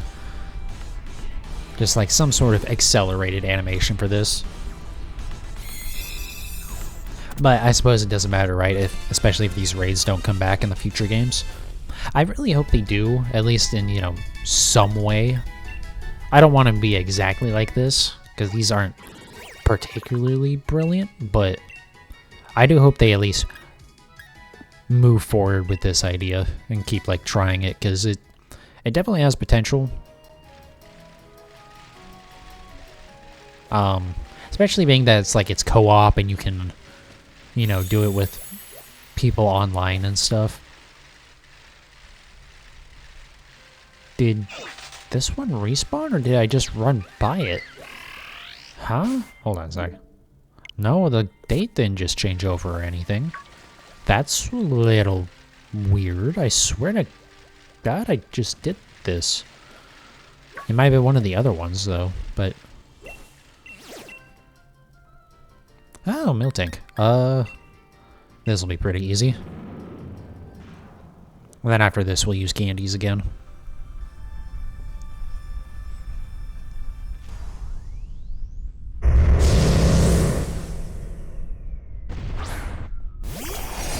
Yeah, there's like a footstep effect that like the Dynamax Pokemon are doing that's getting cut off. I wonder if it's because I'm mashing A to like speed through it.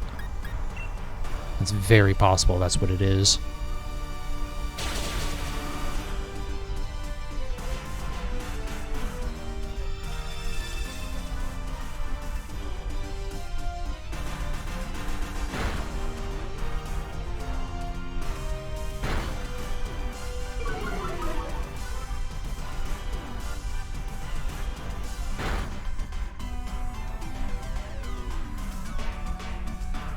Well, really could have used Solar Beam when we had that Torkoal. Oh well. I really like moves that have, like, weird, weird pairings or, like, synergies. I think that's the word I was trying to think of there. Moves like, you know, Sunny Day and Solar Beam, or stuff like that. Stuff where it's like it's not explicitly written anywhere, but like it's just kind of combinations that you can discover. And it's like, oh, like it makes like it's not moon logic. Like it makes sense, right? Like, oh, because it's super bright out, so this Solar Beam ability is gonna be able to skip the charge up turn, right? But I really like stuff like that. It's just neat little like quirks. There are some abilities where it's, or not abilities, but moves where it's, how they interact is like super weird, but I don't know. I like the little things like that. Stuff that isn't explicitly stated, but like, you know, you can easily look it up and it's like, again, it's stuff that makes sense. It's just not explicitly stated anywhere. Don't want to switch. Ugh.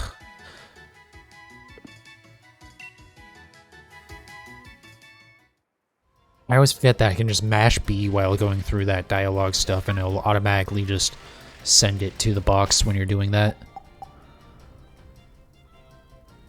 Let's go ahead and pull this up by type.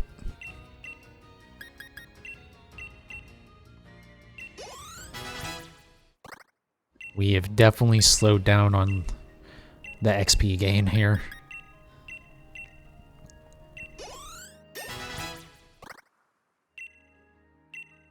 Close combat is good, but like the problem is lowering your defenses is like kind of brutal. But it's very good when you can when you use it with Dynamax, because like it loses the side effect, but it still has like the most damage that you can get pretty much. Yeah, I'm going to replace Headbutt, honestly. I don't think there's really anything that Headbutt would hit that isn't covered by something else anyways. I'm sure now that I've said that there's something like a glaring issue there. Like Psychic type. But, I mean, again, like we have other moves anyways, so it's not a big deal.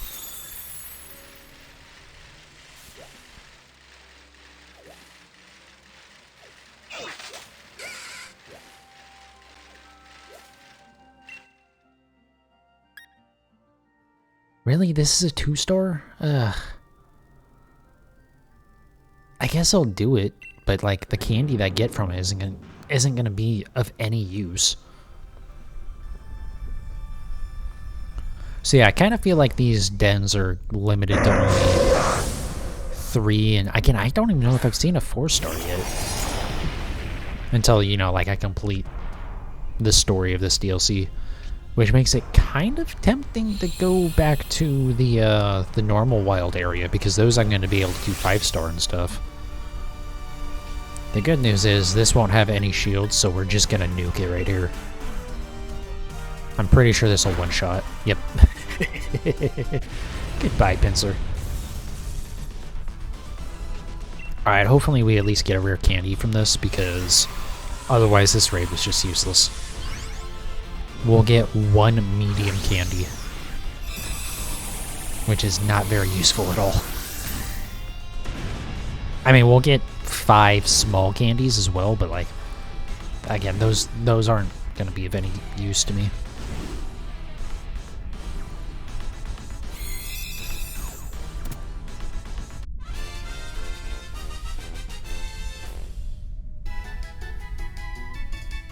Okay, we at least got a rare candy out of it, so not completely useless.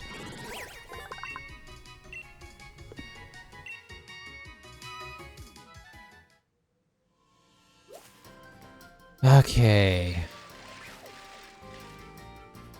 I want to say I just saw something over there on like the other side of the mountain. Because one of the things that sucks about this this wild area is like stuff can kind of spawn out in the middle of the ocean. Like, because there are raid dens out in the middle of the ocean. which is annoying because then it can make it hard to find them.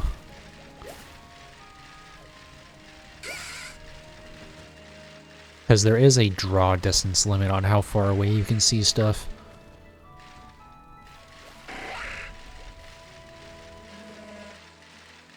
I don't see anything spawning out in the ocean yet, though. So maybe, I don't know, hopefully there's like a restriction that they can't do that yet until you like beat the game, or beat the DLC completely. I hope so, because yeah, I really don't want to have to do that. If I get to the point where like I'm out of dens, then I'm just gonna, I'll head back to the normal wild area. I would like to do as much in this DLC as possible though, because like if I'm gonna have to grind, I might as well do it in the DLC that like I'm actively, you know, currently playing through.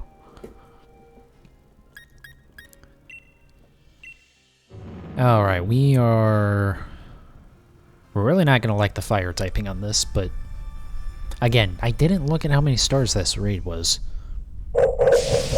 I assume it's only 3.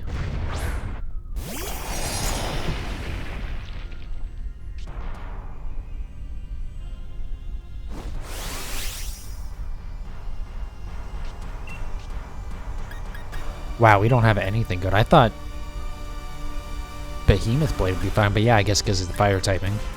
And then because of the poison typing. Wow, okay. We'll just crunch them.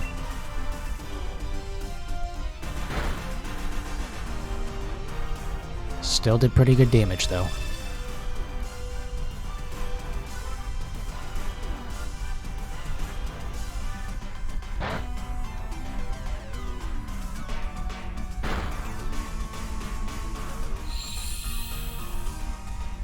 Oh, we have a Salazzle on our team. I just realized that. Wait, how is Zacian poisoned? It's Steel type. Is Steel not immune to poison? Like, so Steel is immune to poison type moves, but can still be poisoned? Huh. I never knew that. That's interesting. And also kind of stupid. Like, how are you going to give me immunity to poison type moves? But also, by the way, you can still get poisoned. What? Like, how does that make any sense? That is bizarre.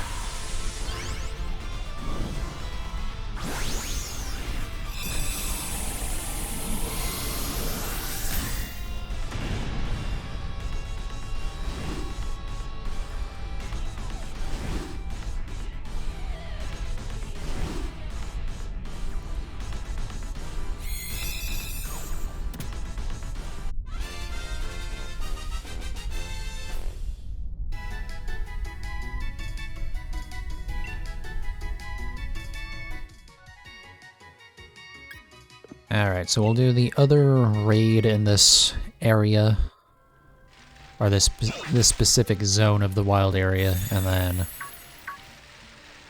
again, I'm not doing that pointing the camera down. I'm definitely going to have to try and calibrate the Joy-Con after this. Because I really don't feel like going to my, my storage unit right now, which is where my, my other replacement joystick piece is.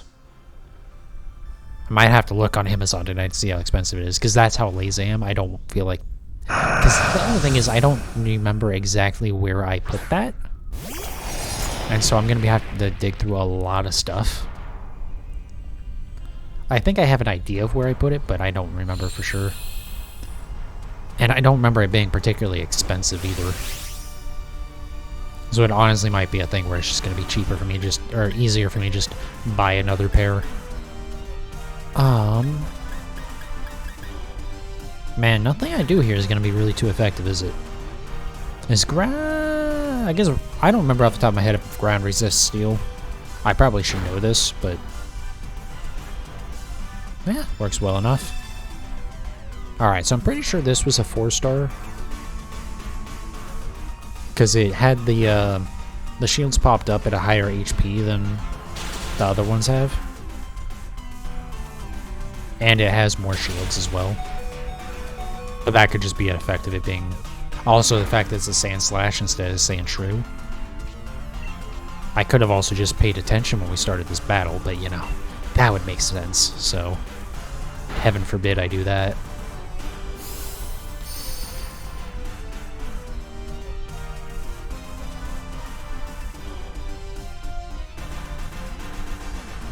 Wow, there we go. Are you kidding me? Oracle, please use a damaging move. Thank you. Oh, I was gonna be a little salty if that thing was left with that tiny little sliver of HP.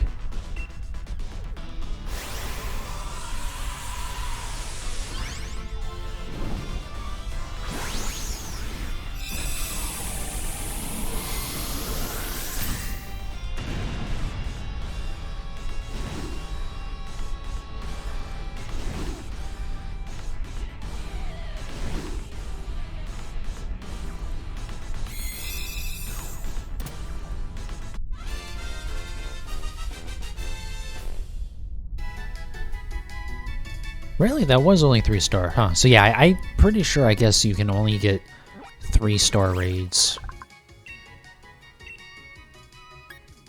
in this area, or in the Isle of Armor area until you like beat the game, which makes sense because I believe that's at least similar to how the base game is, because you have to get further into the game before the higher level dungeons spawn. Or higher level raids, but I guess we'll give it these, but like it wasn't even good for half a level.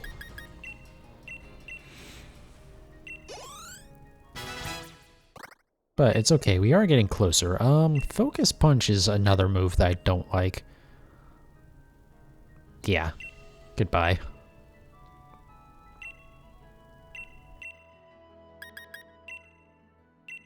So yeah, so like right now I only need to get up to level 62 and then we'll be able to get there. So I'm not even going to worry about going back to the normal wild area.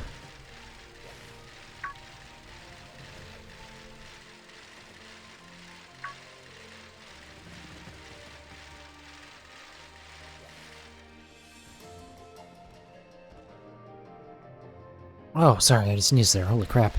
I felt that one coming for like a full minute before it happened. I was just like, oh boy.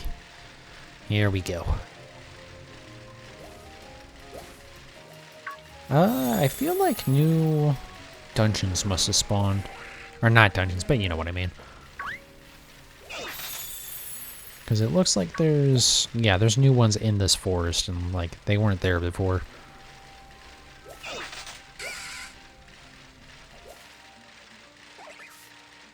Man, this frame rate is really struggling, and I don't think it's the, I don't think it's just my preview being weird. I think it's actually just, like, the game is struggling in this area. Oh, God, why does this Switch suck so much? Like, I get that it, you know, it was never gonna be, like, a super high-powered console because, you know, it's a handheld still, but, like, come on. Even though apparently the new OLED Switch at least supports output in 4K. But, like, the games aren't... Whoa! Nah, I stand corrected. We can get 5-star raids. Okay. Okay, let's go ahead and do it.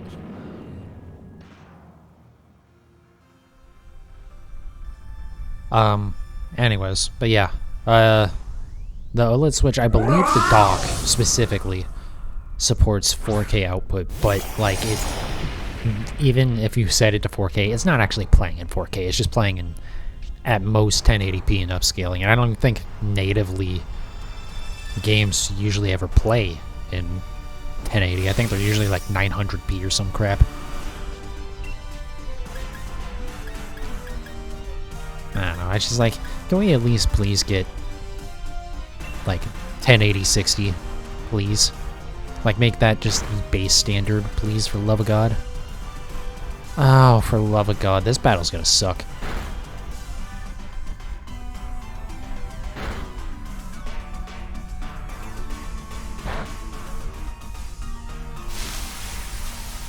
this battle is going to suck.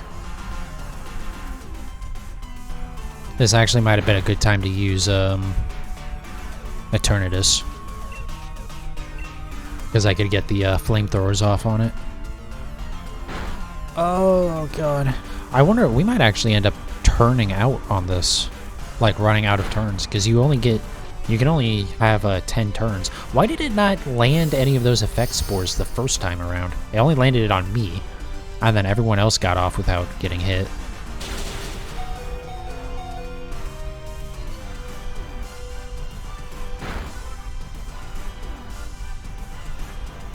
Okay, can I please attack now? But anyways, yeah, you only get you get up to 10 turns to beat these battles. Oh my god, is that really? Oh my god, why? We might not beat this. I might have to bring in something better.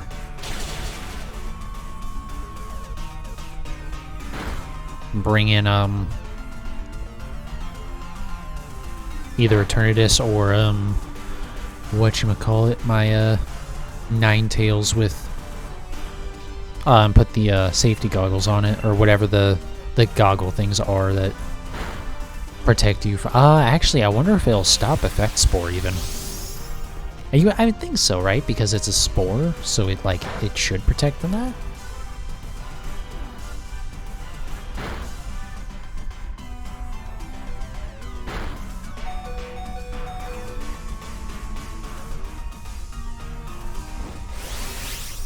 Oh, if only I had something that could Dynamax. I don't even know why I'm using that on it right now. I have all physical moves, though. Yeah, I'm gonna stop using the Behemoth Blade, just so that way I have some left for when it doesn't have shields. Because it kinda doesn't really matter.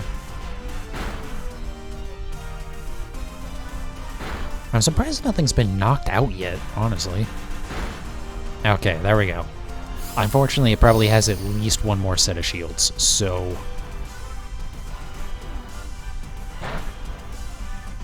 not too bad.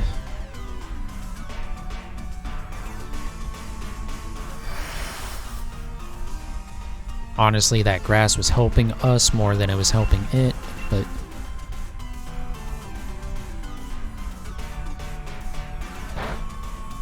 yeah, that should have done more damage. Oh, no. I stand corrected.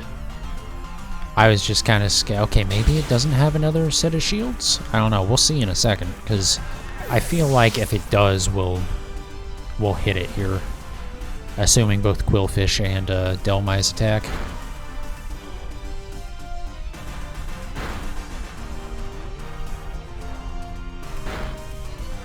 Okay, I'm just gonna go for Behemoth Blade and hope for the best. Watch it have more shields, like 1 HP. Because I believe there's some Pokemon that have 3 sets of shields. A lot of them only have 2, but I kind of assume since it starts with shields that it would have 3 sets, but I guess not. I'm not gonna complain about that at all. Let's go ahead and catch it and move on. The nice thing is we're gonna get at least 1 XL XP candy here, which is good for a lot of XP. Actually, I don't know if I've gotten one yet on this playthrough. Obviously, I have on my normal playthrough, but... or my, normal shield or sword save.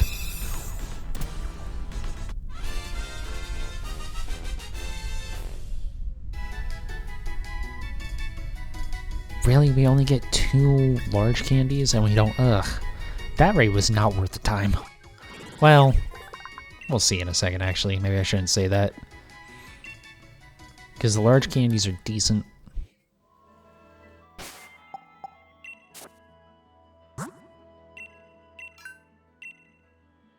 Yeah, we hadn't gotten one of these yet on this playthrough, at least.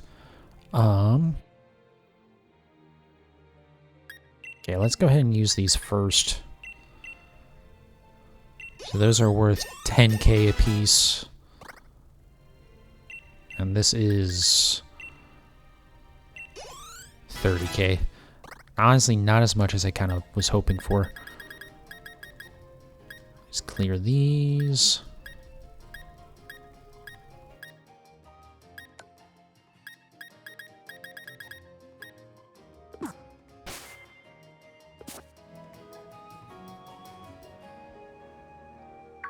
Okay. So we're close. We're close to where we need to be. Joy-Con, please. I guess we'll fight this just because why not, but... Wow, this isn't a why not, it's a Tanglet, but haha, jokes. Anyways, but... Yeah, I mean, we're not gonna get much XP from this. Actually, hold on. Rather than fighting it, let's just see if we can take it out real quick. Nope. Not having that, are we? Okay.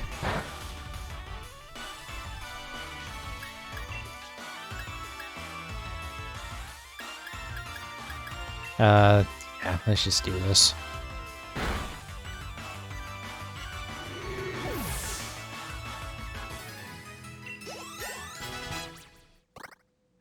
Not much XP, but it's something. Alright, we need to get 4 more levels, and then we'll be... Oh! There's another one of these. I guess I am doing a lot of raids, aren't I?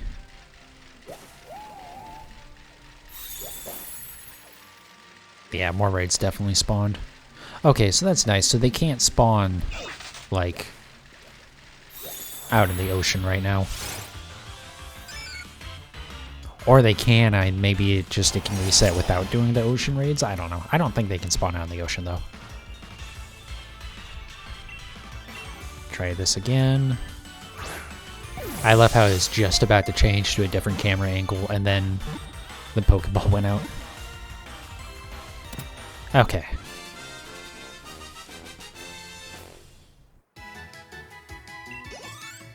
That was basically worthless in terms of XP, though. Whoops.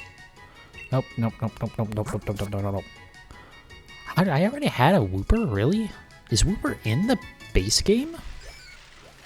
Pretty sure I didn't already catch one of those in the deal, at least today. Anyways. Alright. 4-star, so we should get a medium and or 5 mediums and a large, or I forget, actually, I'm not sure. You would think after doing a bunch of these raids tonight that I would know how many candies I'm probably gonna get, but here we are.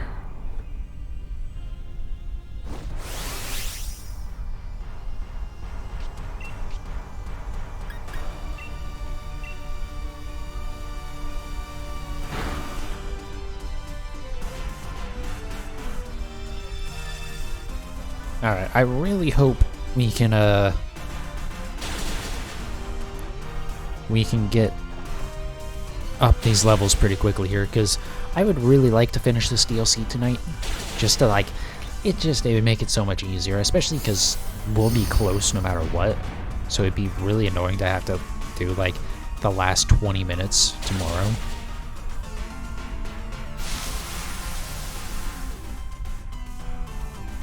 I should be fine, but, like, I don't know. We will see.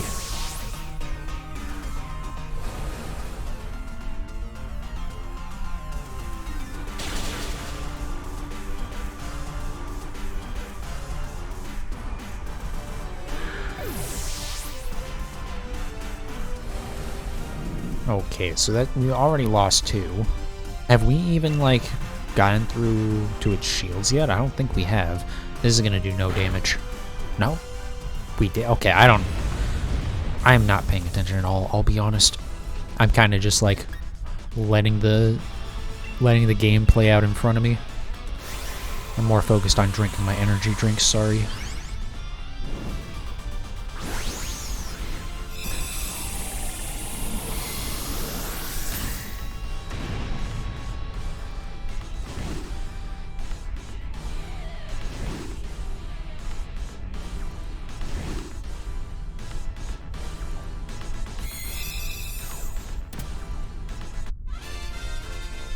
Alright, what candies are we getting? Hey, rare candy. Okay, so it's 2 mediums and 3 larges instead of 5 mediums and 1 large. I guess I didn't need to catch that, because we already had one, but I'm not paying enough attention to what stuff I'm catching and not catching to be able to tell, or to be able to care or notice or anything, so... Okay, so if we get it up to level 61, which we really might with these larges. Hallelujah. Okay.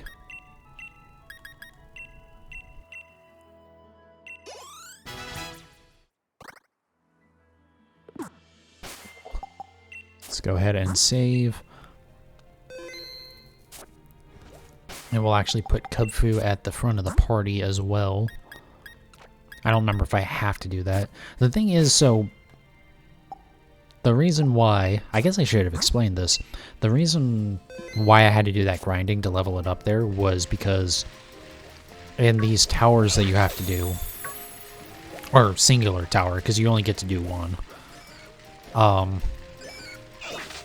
you can only use your Kubfu. You can't use the rest of your party, so... Otherwise, like, I wouldn't have cared about the level requirement. I would have just, you know, used Zacian and smashed through everything, but since I have to use it, I had to level it up. Please, Joy-Con, stop. At least it's just pointing down, because, like, there is a limit to how far I can do that, right? Like, this is already at the limit. If it was, like, sideways, it would just keep going, which would be only a little bit annoying.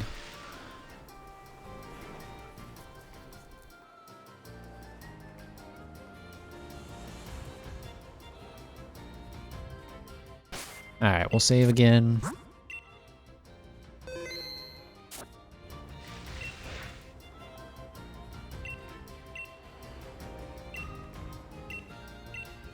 Only Pokemon on our team. Alright, well that's a little annoying.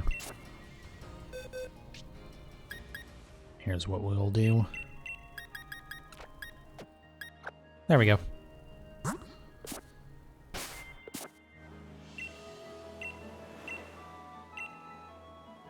Oh, okay, so at least it does tell you...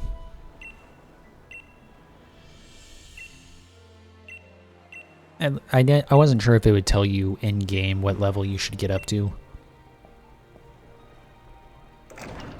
So it is good they tell you, because that'd be really annoying to, like, enter this and then find out, oh, yeah, you're not a high enough level.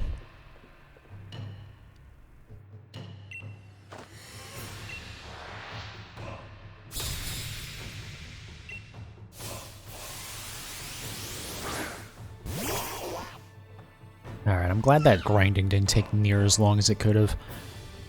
Is Psyduck? Oh, we don't know what type it is. I feel like I always think that Psyduck is psychic, and it's not.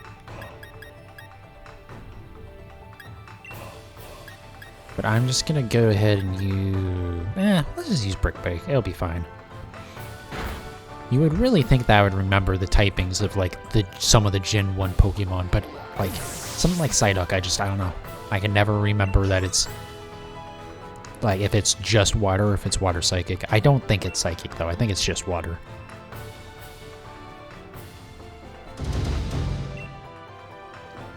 Alright. Do I have Ethers? I should actually... check that, because...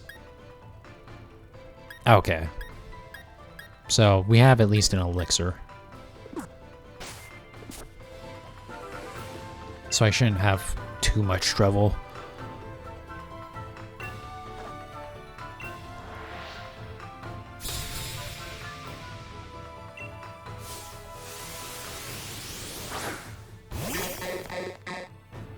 Okay, this makes sense.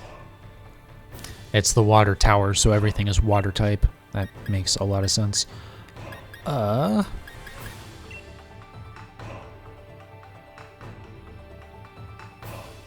I'm gonna go ahead and do this and just hope that I can, like, one-shot all of these by doing that. Actually, I should have checked to see if he has multiple Pokemon. Okay.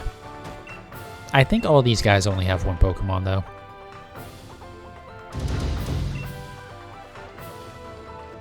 because that would be kind of shitty if you, like, if they get multiple Pokemon, but you only get one. I get that it's supposed to be kind of like a trial, but still.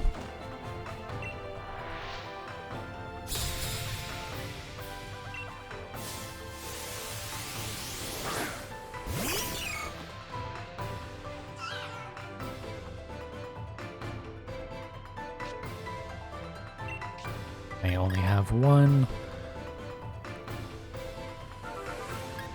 Let's use Iron Head, because I'm pretty sure Meryl is water, fairy.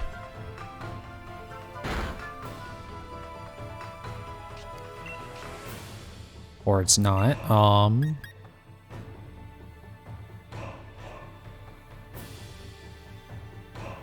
Oh no, but right, because water resists that. Ugh. Alright, I'm just gonna do Iron Head again.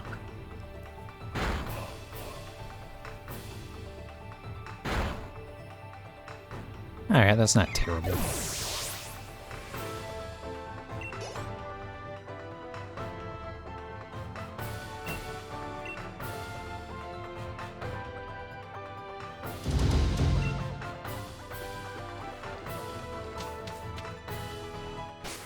Let's go ahead and use...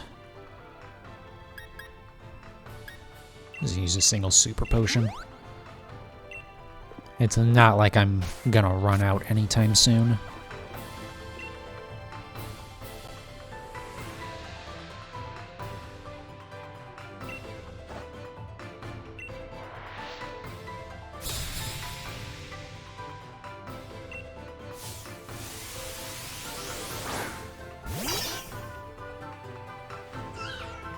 Okay.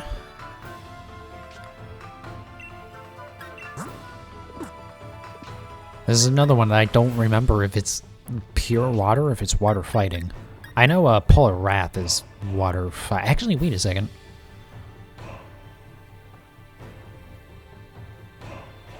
Am I stupid? I need to check something real quick. Hold on. Hold on.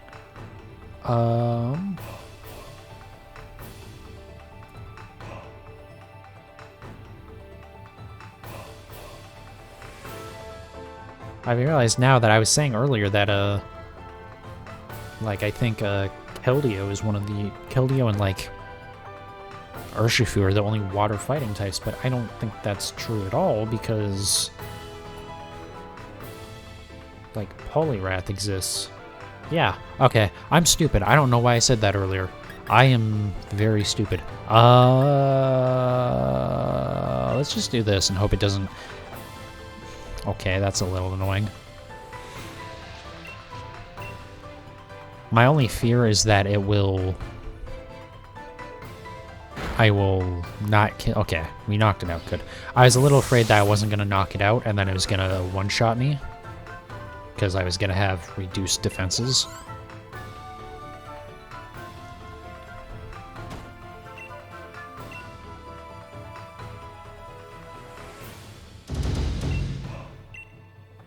Alright, last part here.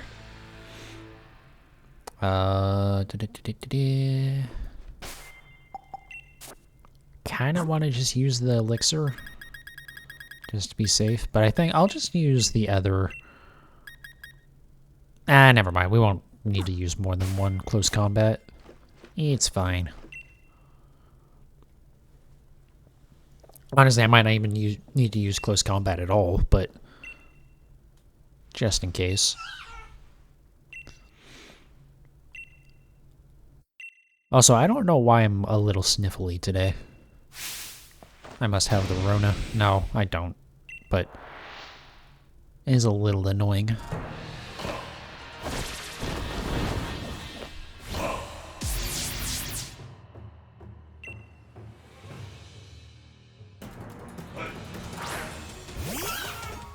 Yeah, so that happens. Alright, let's get a little Cubfu on Cubfu violence going on.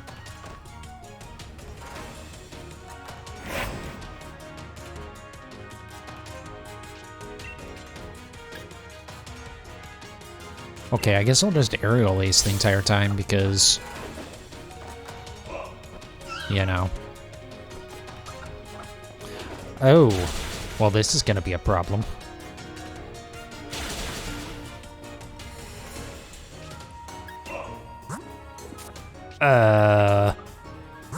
How am I supposed to win this? Okay.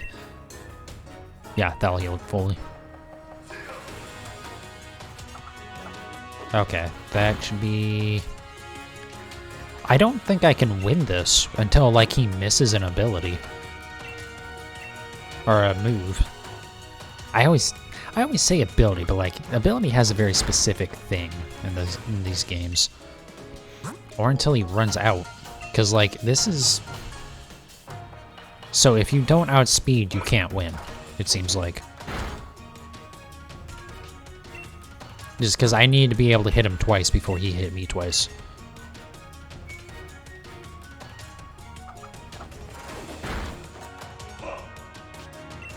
This is really stupid what I'm doing right now.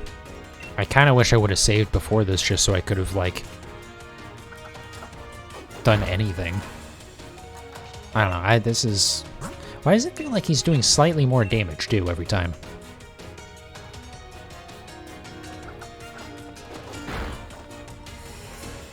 Okay, I thought it was just the RNG, but, like... Jesus Christ, he has 15 of the goddamn things, and then he has 20 aerial aces.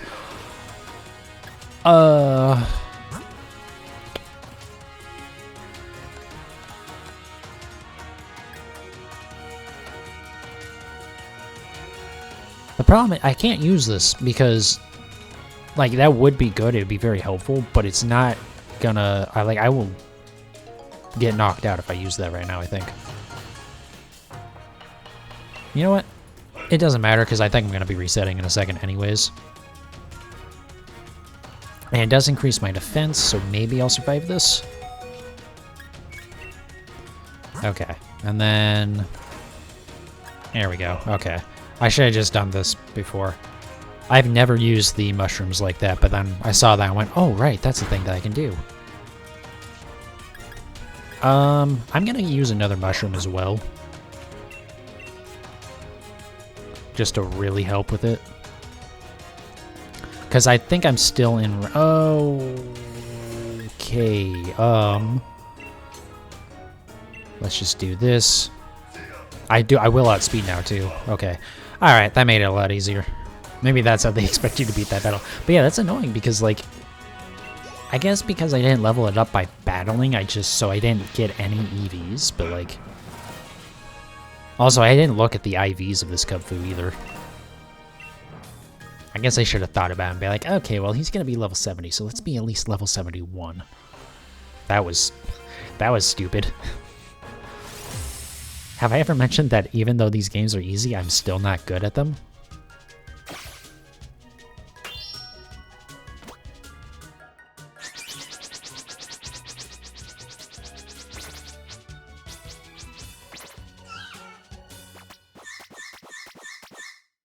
I'm assuming Nintendo has made, or someone involved with Pokemon Company, Game Freak, whoever, has made a Kubfu plush by now, right? Because goddamn is Kubfu adorable.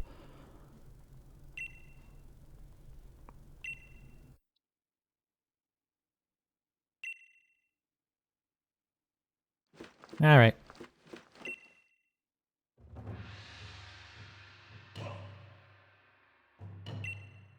Yes. Evolve you.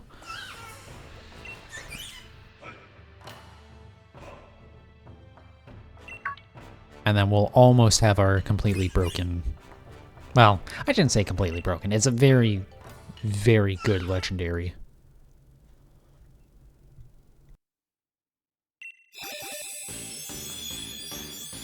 I say almost because we still need to do the stuff to get us a G-Max.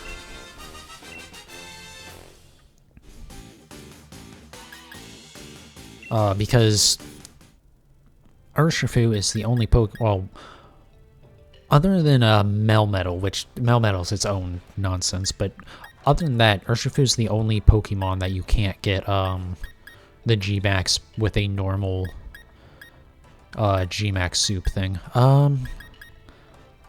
really don't want to keep close combat. Well, I do. I want to keep all of these moves, honestly, because like having some type coverage is always awesome, and then close combat would be awesome for D-Max. But I think we're gonna get rid of it because Surging Strikes is awesome. So if you didn't see what it said there, the attack always hits 3 times, and it's only 25 base power for each one, so it's 75 total. But it always crits, so it's actually more like whatever 75 times 1.5 is. It's over 100. And then the when you G-Max, it actually I forget, it goes through Protect. Or like it goes through even like the Dynamax Protect, because normally when you Dynamax, if the opponent uses Protect, Dynamax abilities will hit through Protect, not for their full damage, but for a little bit. But then when you Dynamax and use the Dynamax version of Protect, which is just like any non-attack move turns into the Dynamax version of Protect, that will always protect against everything. But let's go ahead and save. Urshifu's G-Max move will hit through that. I believe we need to go in here now. Yep, there we go.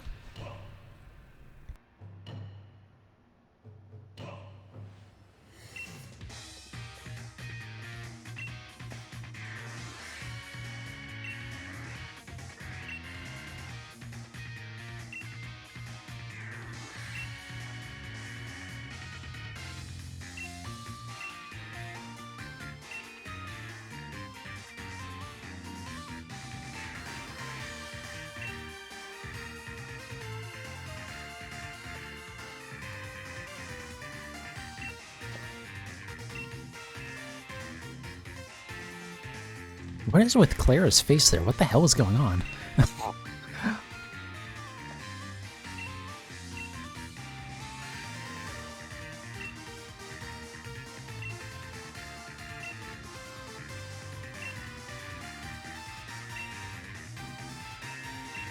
Yeah, so you can't use just like a normal max soup.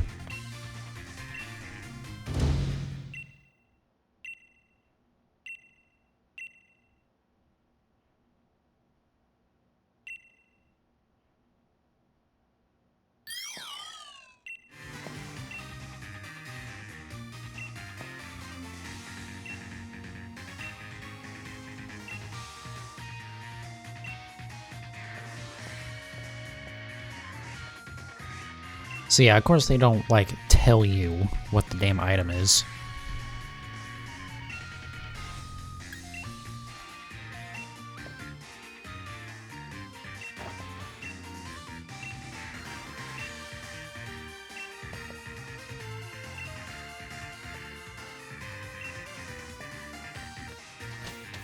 So yeah, we're gonna go over to the forest.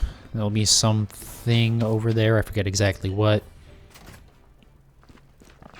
But basically, I'll just go ahead and spoil it because it's really not that interesting. Yeah, just look at the name. I don't even need to spoil it fully. You can figure it out on your own.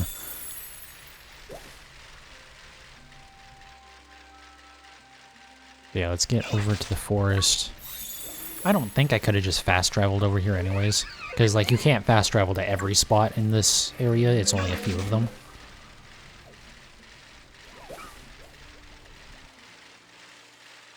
There we go.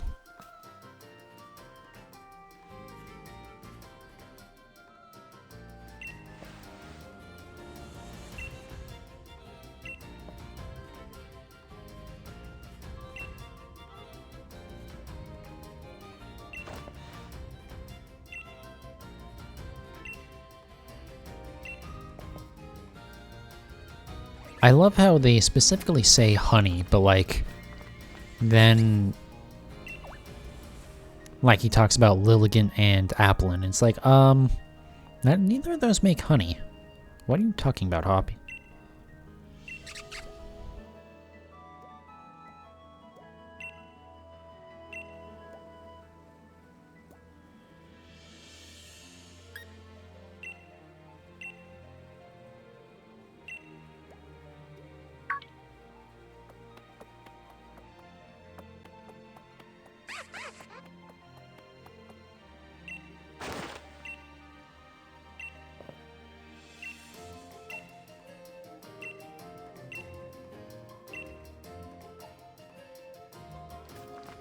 Okay, I forget exactly what you have to do here.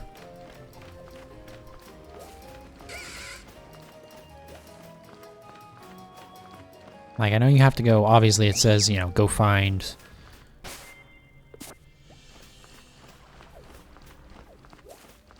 Go find the parents or whatever, but... I don't remember exactly where they are. I don't remember if, like, I have to battle them or something first. It'd really help if I use the bike, huh? There's another one of these. Thank God, since I had to use 2 of them. I think you need, oh, here we go.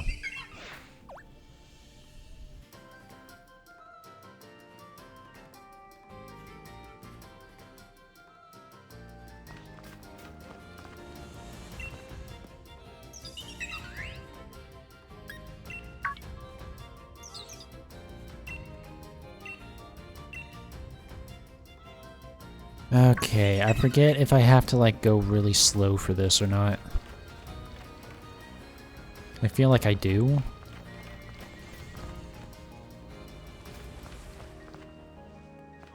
I don't know why it zoomed in my camera after that, too. That's really annoying.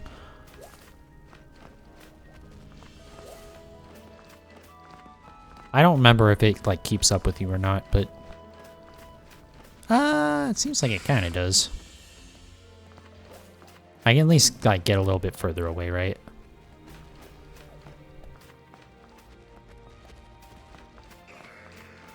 I don't remember if it, like, it loses track of you if you get attacked or anything, too. But, like, who cares? Go away, Pikachu.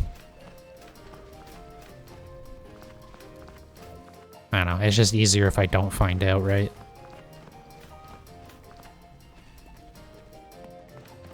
Is that seriously not close enough? Do I have to talk to it?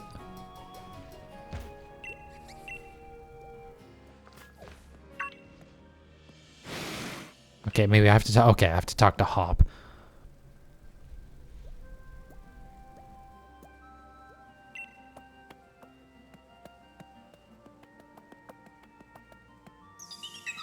Alright, well that's just adorable, but... Okay.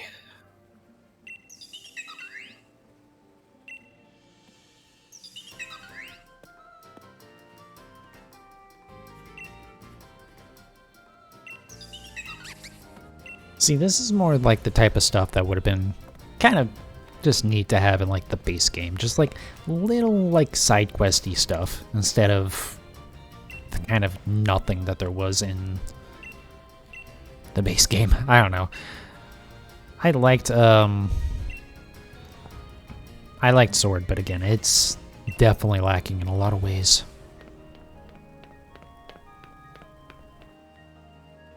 Okay, bye, Hop.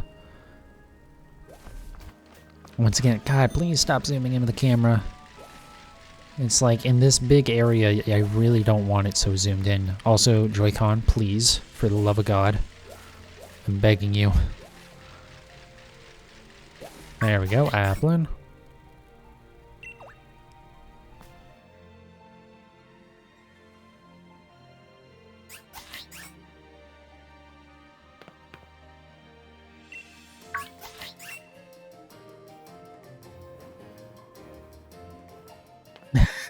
I forgot that it rolls. That's funny.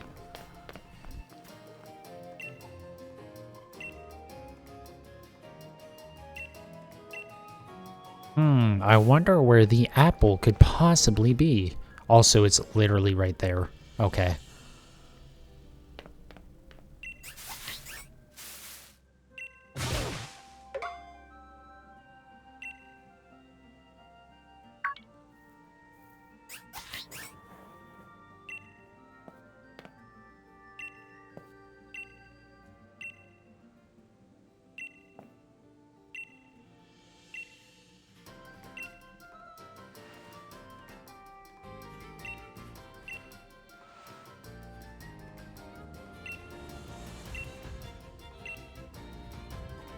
Yeah, no, they really aren't honey at all, Hop. Jesus Christ.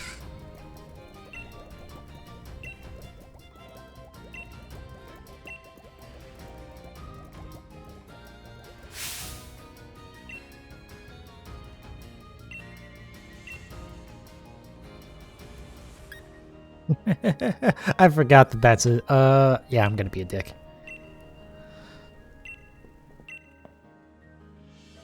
Sheep Pokemon.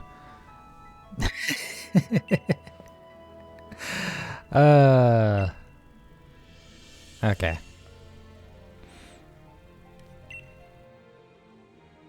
Okay. Let's head over there. So yeah, it's basically we're gonna go fight a Vespiquen. Yes, Pikachu, you're adorable. We know. Okay. Over here, and then we'll just... Actually, it might have been... You know what? I'm actually gonna do that. We're gonna go over here, if I can select the right spot. Jesus. And then we're gonna actually head over... Wrong button again. Alright, here we go.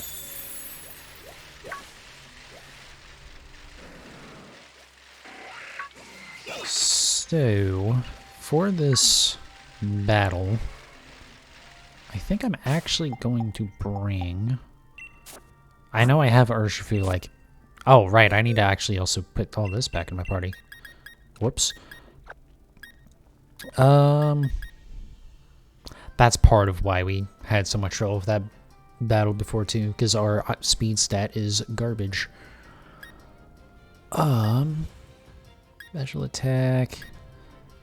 I think Eternatus, yeah, let's bring Eternatus for this, thing, because, spoiler alert, we're gonna have to fight a Vespiquen. And it is a decently high level, I'm pretty sure. Actually, I'm not sure if, Eternatus will even be good enough for this, but we'll see. I think Zacian should also be fine, too. So if somehow we fail this, we'll be okay. I don't think we can catch this, Am I going to the right spot? Wait a second. Yes, I am. Okay. Wait. No, right, it is over here. Whoops. I thought it was further north than it is. Whoops, my bad. But yeah, see, those Sharpedos are just infuriating. I'm willing to bet I will have to fight at least 2 more during this. Alright, we will throw a quick ball at it. Just to hopefully get it really quick. That should catch it. That was a critical catch anyways. Nice. Sorry, did I say nice a little bit too soon there?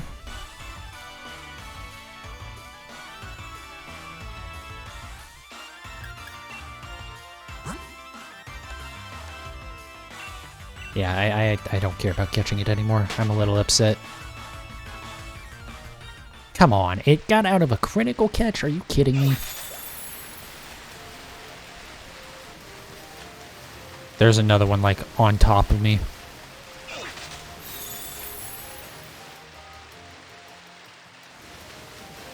And this one's probably going to catch up to me. Maybe not. Okay, we're going to get away. Never mind.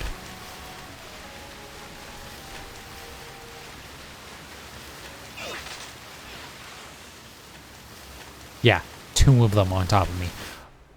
I don't know what they were thinking with the Sharpedos in this area, but it is extremely annoying. Because it just kills any interest in exploring the ocean areas. And, like, there's a bunch of stuff on, like, on the islands that you can get. Alrighty.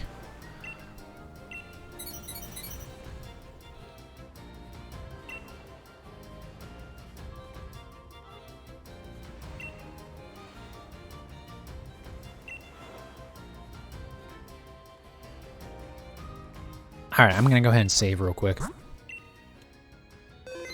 I don't think we should have too much trouble here. Also, I don't remember, you might not even have to win this battle, to be honest. Again, I don't think I can catch this Vespiquen, so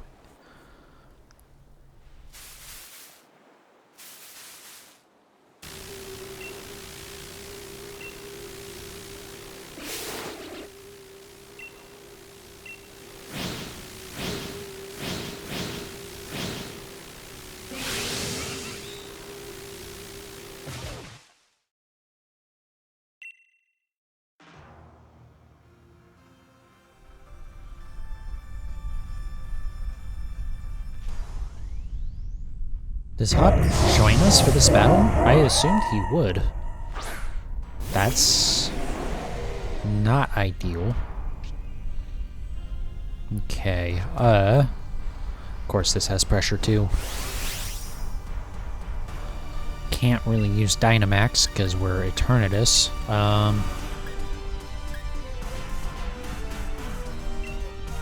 Even with the double damage on Flamethrower, this is still going to be better. Or not. That's a problem. Okay, I guess we'll just keep using this, because we're only going to survive one more turn anyways.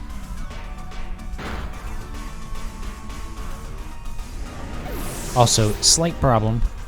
It has a lot of speed buffs now. It's, you know, kind of... Yeah, it has double speed right now. The good news is I can use multiple Pokemon, but like, goddamn. Okay. It's absolutely gonna outspeed me. Oh, really? I know Vespiquen isn't super fast, but like, come on.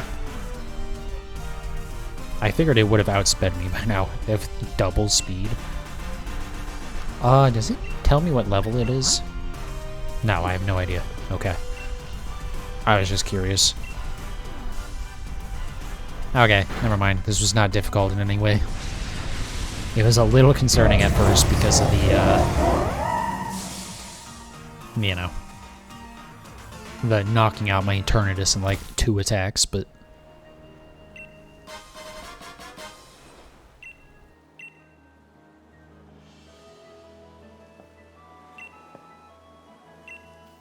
Yeah, gee, thanks, Hop.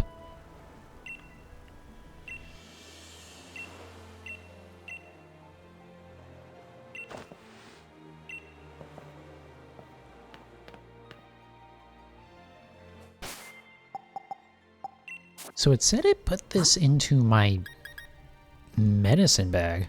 Interesting. So can you get multiple of these?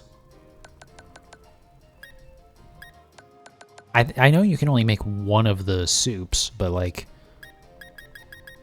I'm just gonna revive Eternatus real quick just so it's like back and... comes out, you know? And now we'll just go back to the dojo. Okay, so... head back over here. I thought I remembered this section taking a little bit longer. But I guess not.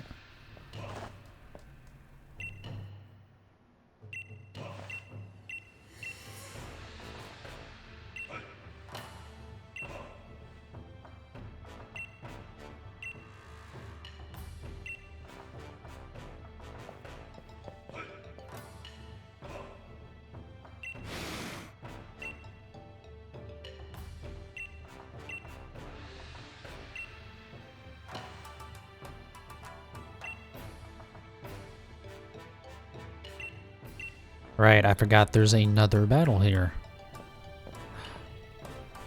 So, can I get the soup for my Urshifu before this battle, please?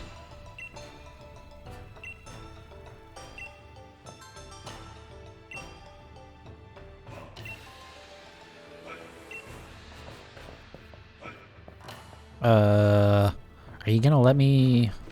I would like my G-Max Urshifu, please.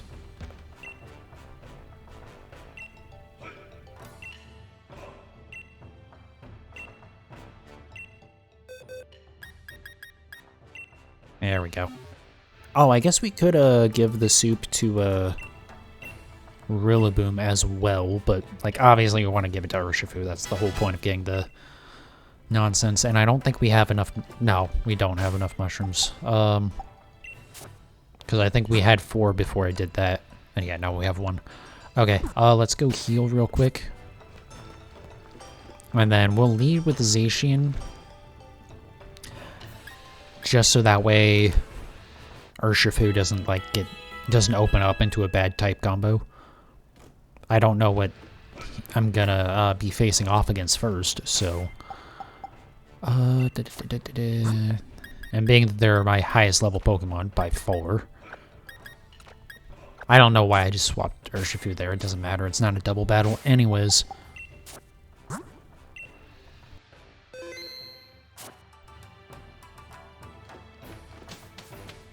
Alright, awesome. So even with the grinding, this stream's gonna end, like, perfect timing.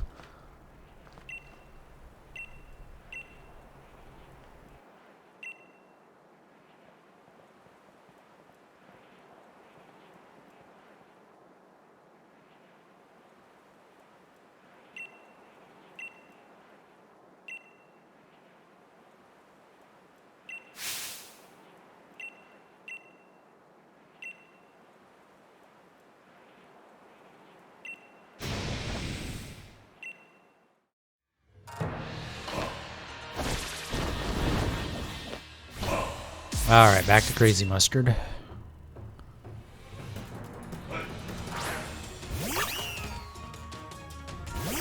Oh, isn't that what he leads off with to begin with? Except it's the lower level version. And I assume he has a Squirtle now, too. Or, not Squirtle, but Bulbasaur.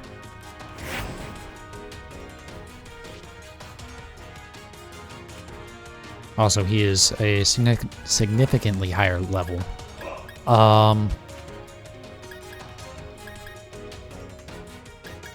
It's fighting type, so I guess we'll just do Sacred Sword and... this is gonna flinch, right? Yep. Okay. Good news is it didn't do any damn damage, so we're good there.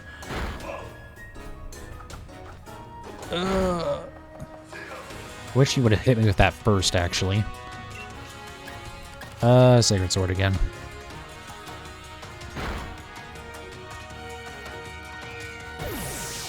Alright. The funny thing is, this is a much more proper, like, final battle than, I don't want to send out for this. Yeah, I'm gonna send out type Null because I'm pretty much just sacking it so I can heal Zacian.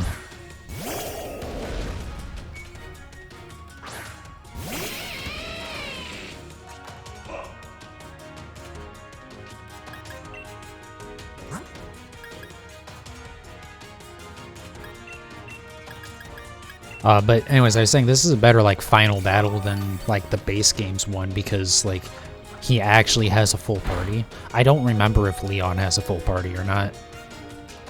But I don't think he does. I love how he doesn't say, hey, you can't run from a trainer battle, sorry. It's like, no. Alright, I don't think it matters what I do here. I really don't think it matters what I do, because it's going to outspeed me. But it should take recoil damage? Actually, I don't know. Will it, because it knocked me out? Oh, it does, but it's not very much recoil. So it is electric type. Let's use Eternatus. It still has a pretty large level advantage, but hopefully being Dragon, it will resist the electric move enough that it will be okay. Yeah, we'll just Dragon Pulse. That's gonna be my best move here. Really? I outspeed it still? That hurt, but I outspeed, so... Let a single slip could cost you everything. You already knocked out one of my Pokemon. What are you talking about? I get that it's like, yeah, it's, you know, it's a super effective hit, so it's, you know, it's talking trash, but... Anyways.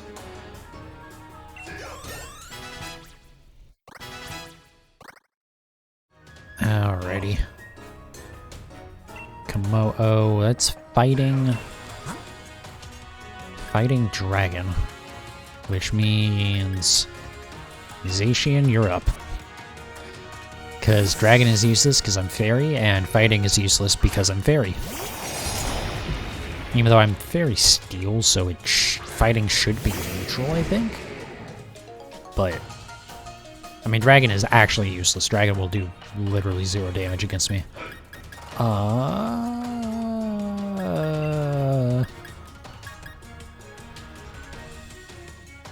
Yeah, I'm gonna do Behemoth Blade. Because it'll just do a little bit more damage.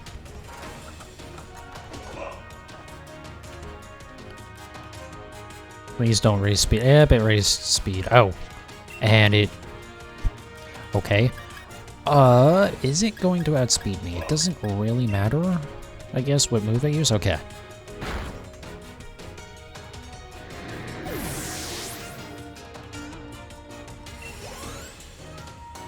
Not gonna lie, I do kind of like being slightly underleveled, because, like...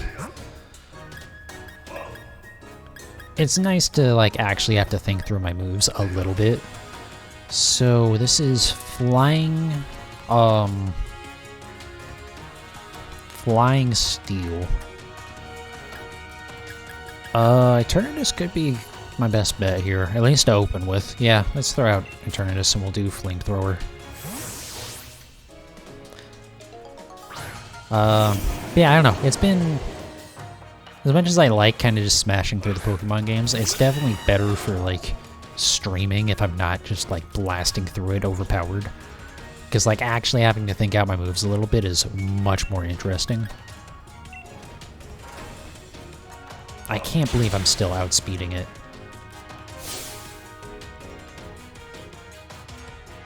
Like, I don't... When I look at Eternatus, I don't think fast. I understand that Corviknight is not a very fast Pokemon either, but, like, it also has 8 levels on me. It should be able to outspeed me. That might have been really bad for me. Nope, we're fine.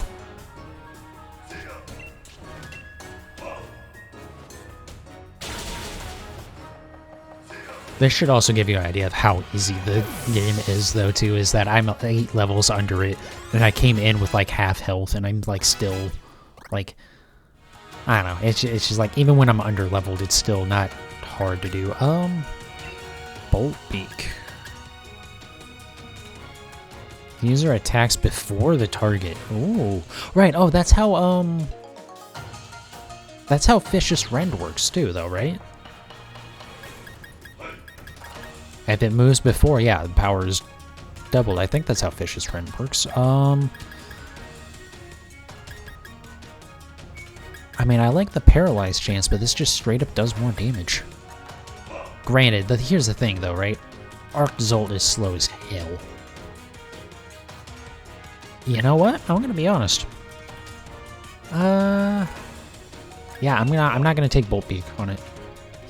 I mean, let's be honest, I'm probably not going to use Arctozolt again. But, still. Lycanroc. This isn't... actually. Let's bring in Urshifu. Because being this is Rock type, I don't think it's Rock Dark. Actually, if it is Rock Dark, then I'm going to really destroy it. I don't know. Right, okay. Actually, wait a second. Light Screen is special, okay. Do I want to Dynamax here or no? I don't think so, not yet.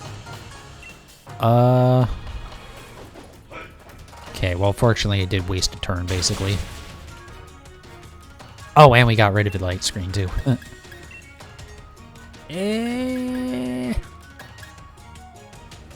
I highly, highly, highly doubt it'll one-shot me, right? That's gonna hurt a lot.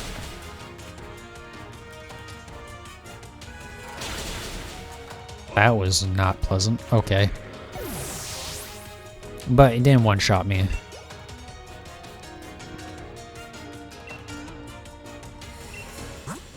Kind of surprised that he doesn't... Oh, never mind. No, I'm not. I was gonna say, I'm surprised that he doesn't have the Squirtle that we didn't take earlier as, like, a Blastoise. But if I remember correctly, you can actually battle Honey. And I'm pretty sure she has it. Okay. Dynamax. Yeah, we're gonna Airstream, actually, because getting the speed boost is gonna be kind of important. He also absolutely is still gonna outspeed me. If he outsped me when we were at the same level, he's gotta outspeed me when we're at different levels. Or when he's at a higher level, anyways.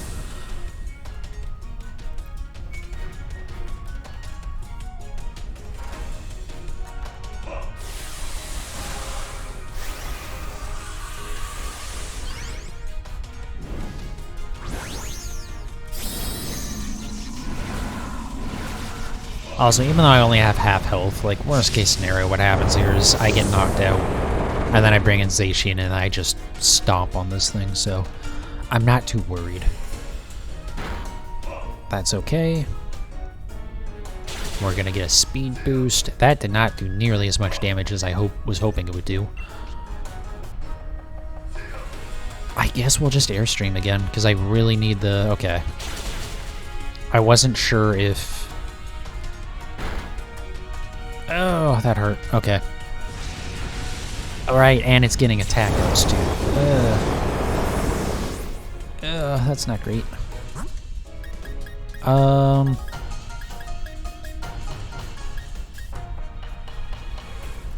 Alright, so here's the thing here. I really don't want to put in Zacian while this thing is Dynamaxed.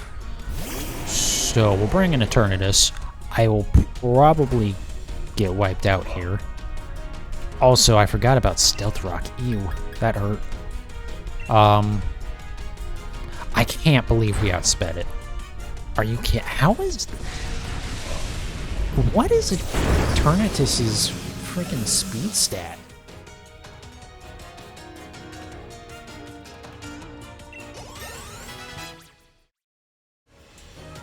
Or like, you know, its base speed. 181. I mean, that's good, but I mean, it's really good actually, but I mean, still.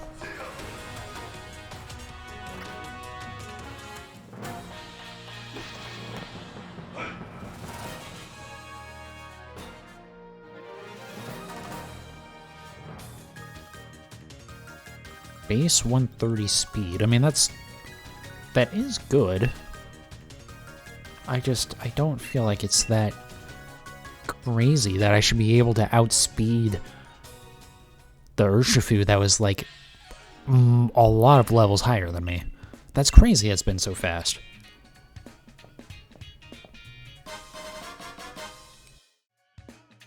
Like, it's definitely not a bad speed stat, but that's just...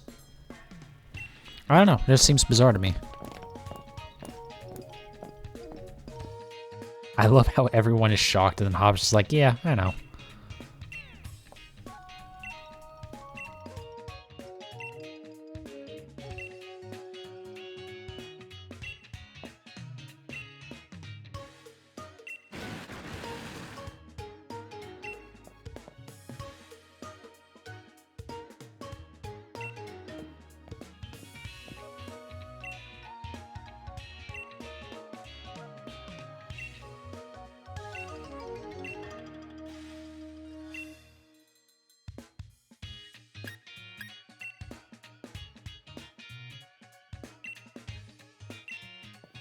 Okay.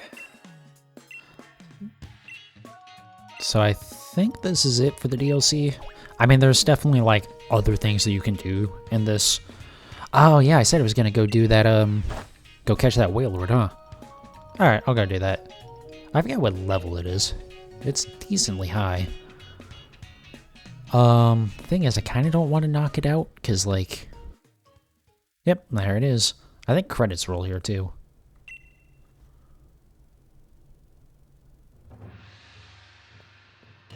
Or not. I wonder if by pressing A there, it skips over the credits. So yeah, there's restricted sparring, which has, like, its battles with, like, some certain rules to it. I don't really care. There's the Diglets that you can go out and catch, or not catch, but gather. Oh,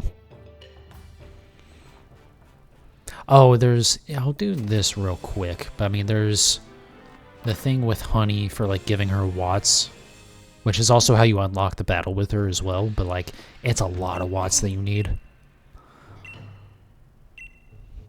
What's the next goalpost? That might be important. 5,000, okay. So... Okay, here, how about this? How about we just give you 10,000 to start?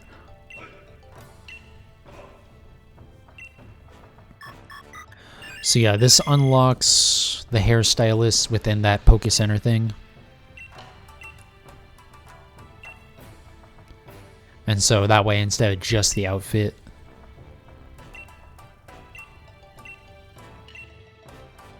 Yeah, so you can do your outfit or your hair out in there on top of outfits. And then, so this adds the Rotomi terminal, which is where, in theory, you can do box stuff here, but why would you? But, like, there's other stuff with it. And then, yeah, it's like, oh.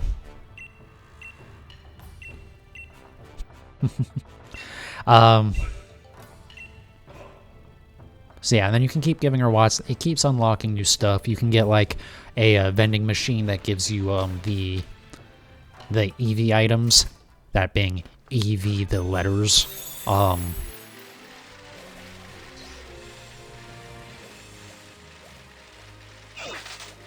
yeah, it's I don't know. It's a massive massive sink for your watts, pretty much.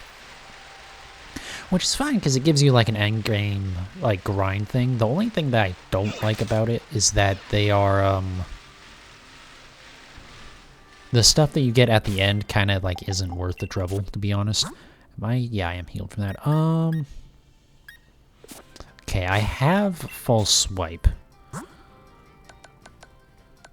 Because I do want to catch this whale lord, just for the sake of catching it. Because the thing is, there's a way to make the whale lord respawn.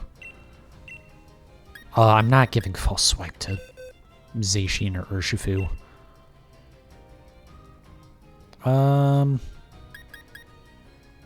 Yeah, we'll get rid of Boom Burst. I know it's a really powerful move, but like, eh.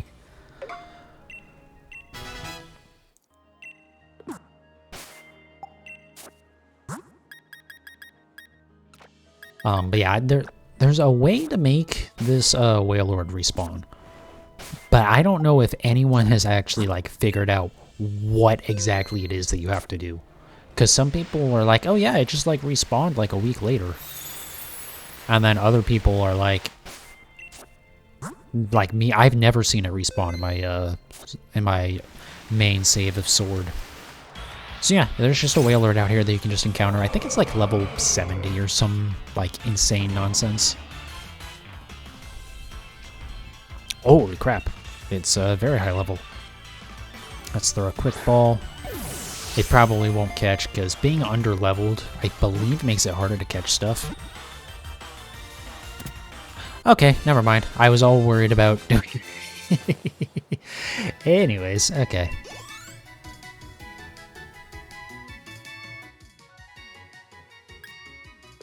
So, yeah. I mean, that's Isle of Armor for you. There's definitely stuff to do still, but, like, it's all kind of grindy nonsense that isn't, like, it doesn't really matter. Or, I mean, it matters, but it's not crap I'm gonna do on stream. Because, yeah, it's like, collect all the Diglets, go do the Watts stuff, which that would be a massive grind. Like, I can do it pretty quick in my main sword save right now. But, like, it's, like, millions and millions of watts that you need for it. Yeah, so that's pretty much it. I really like Isle of Armor. I definitely think it's better than Crown Tundra.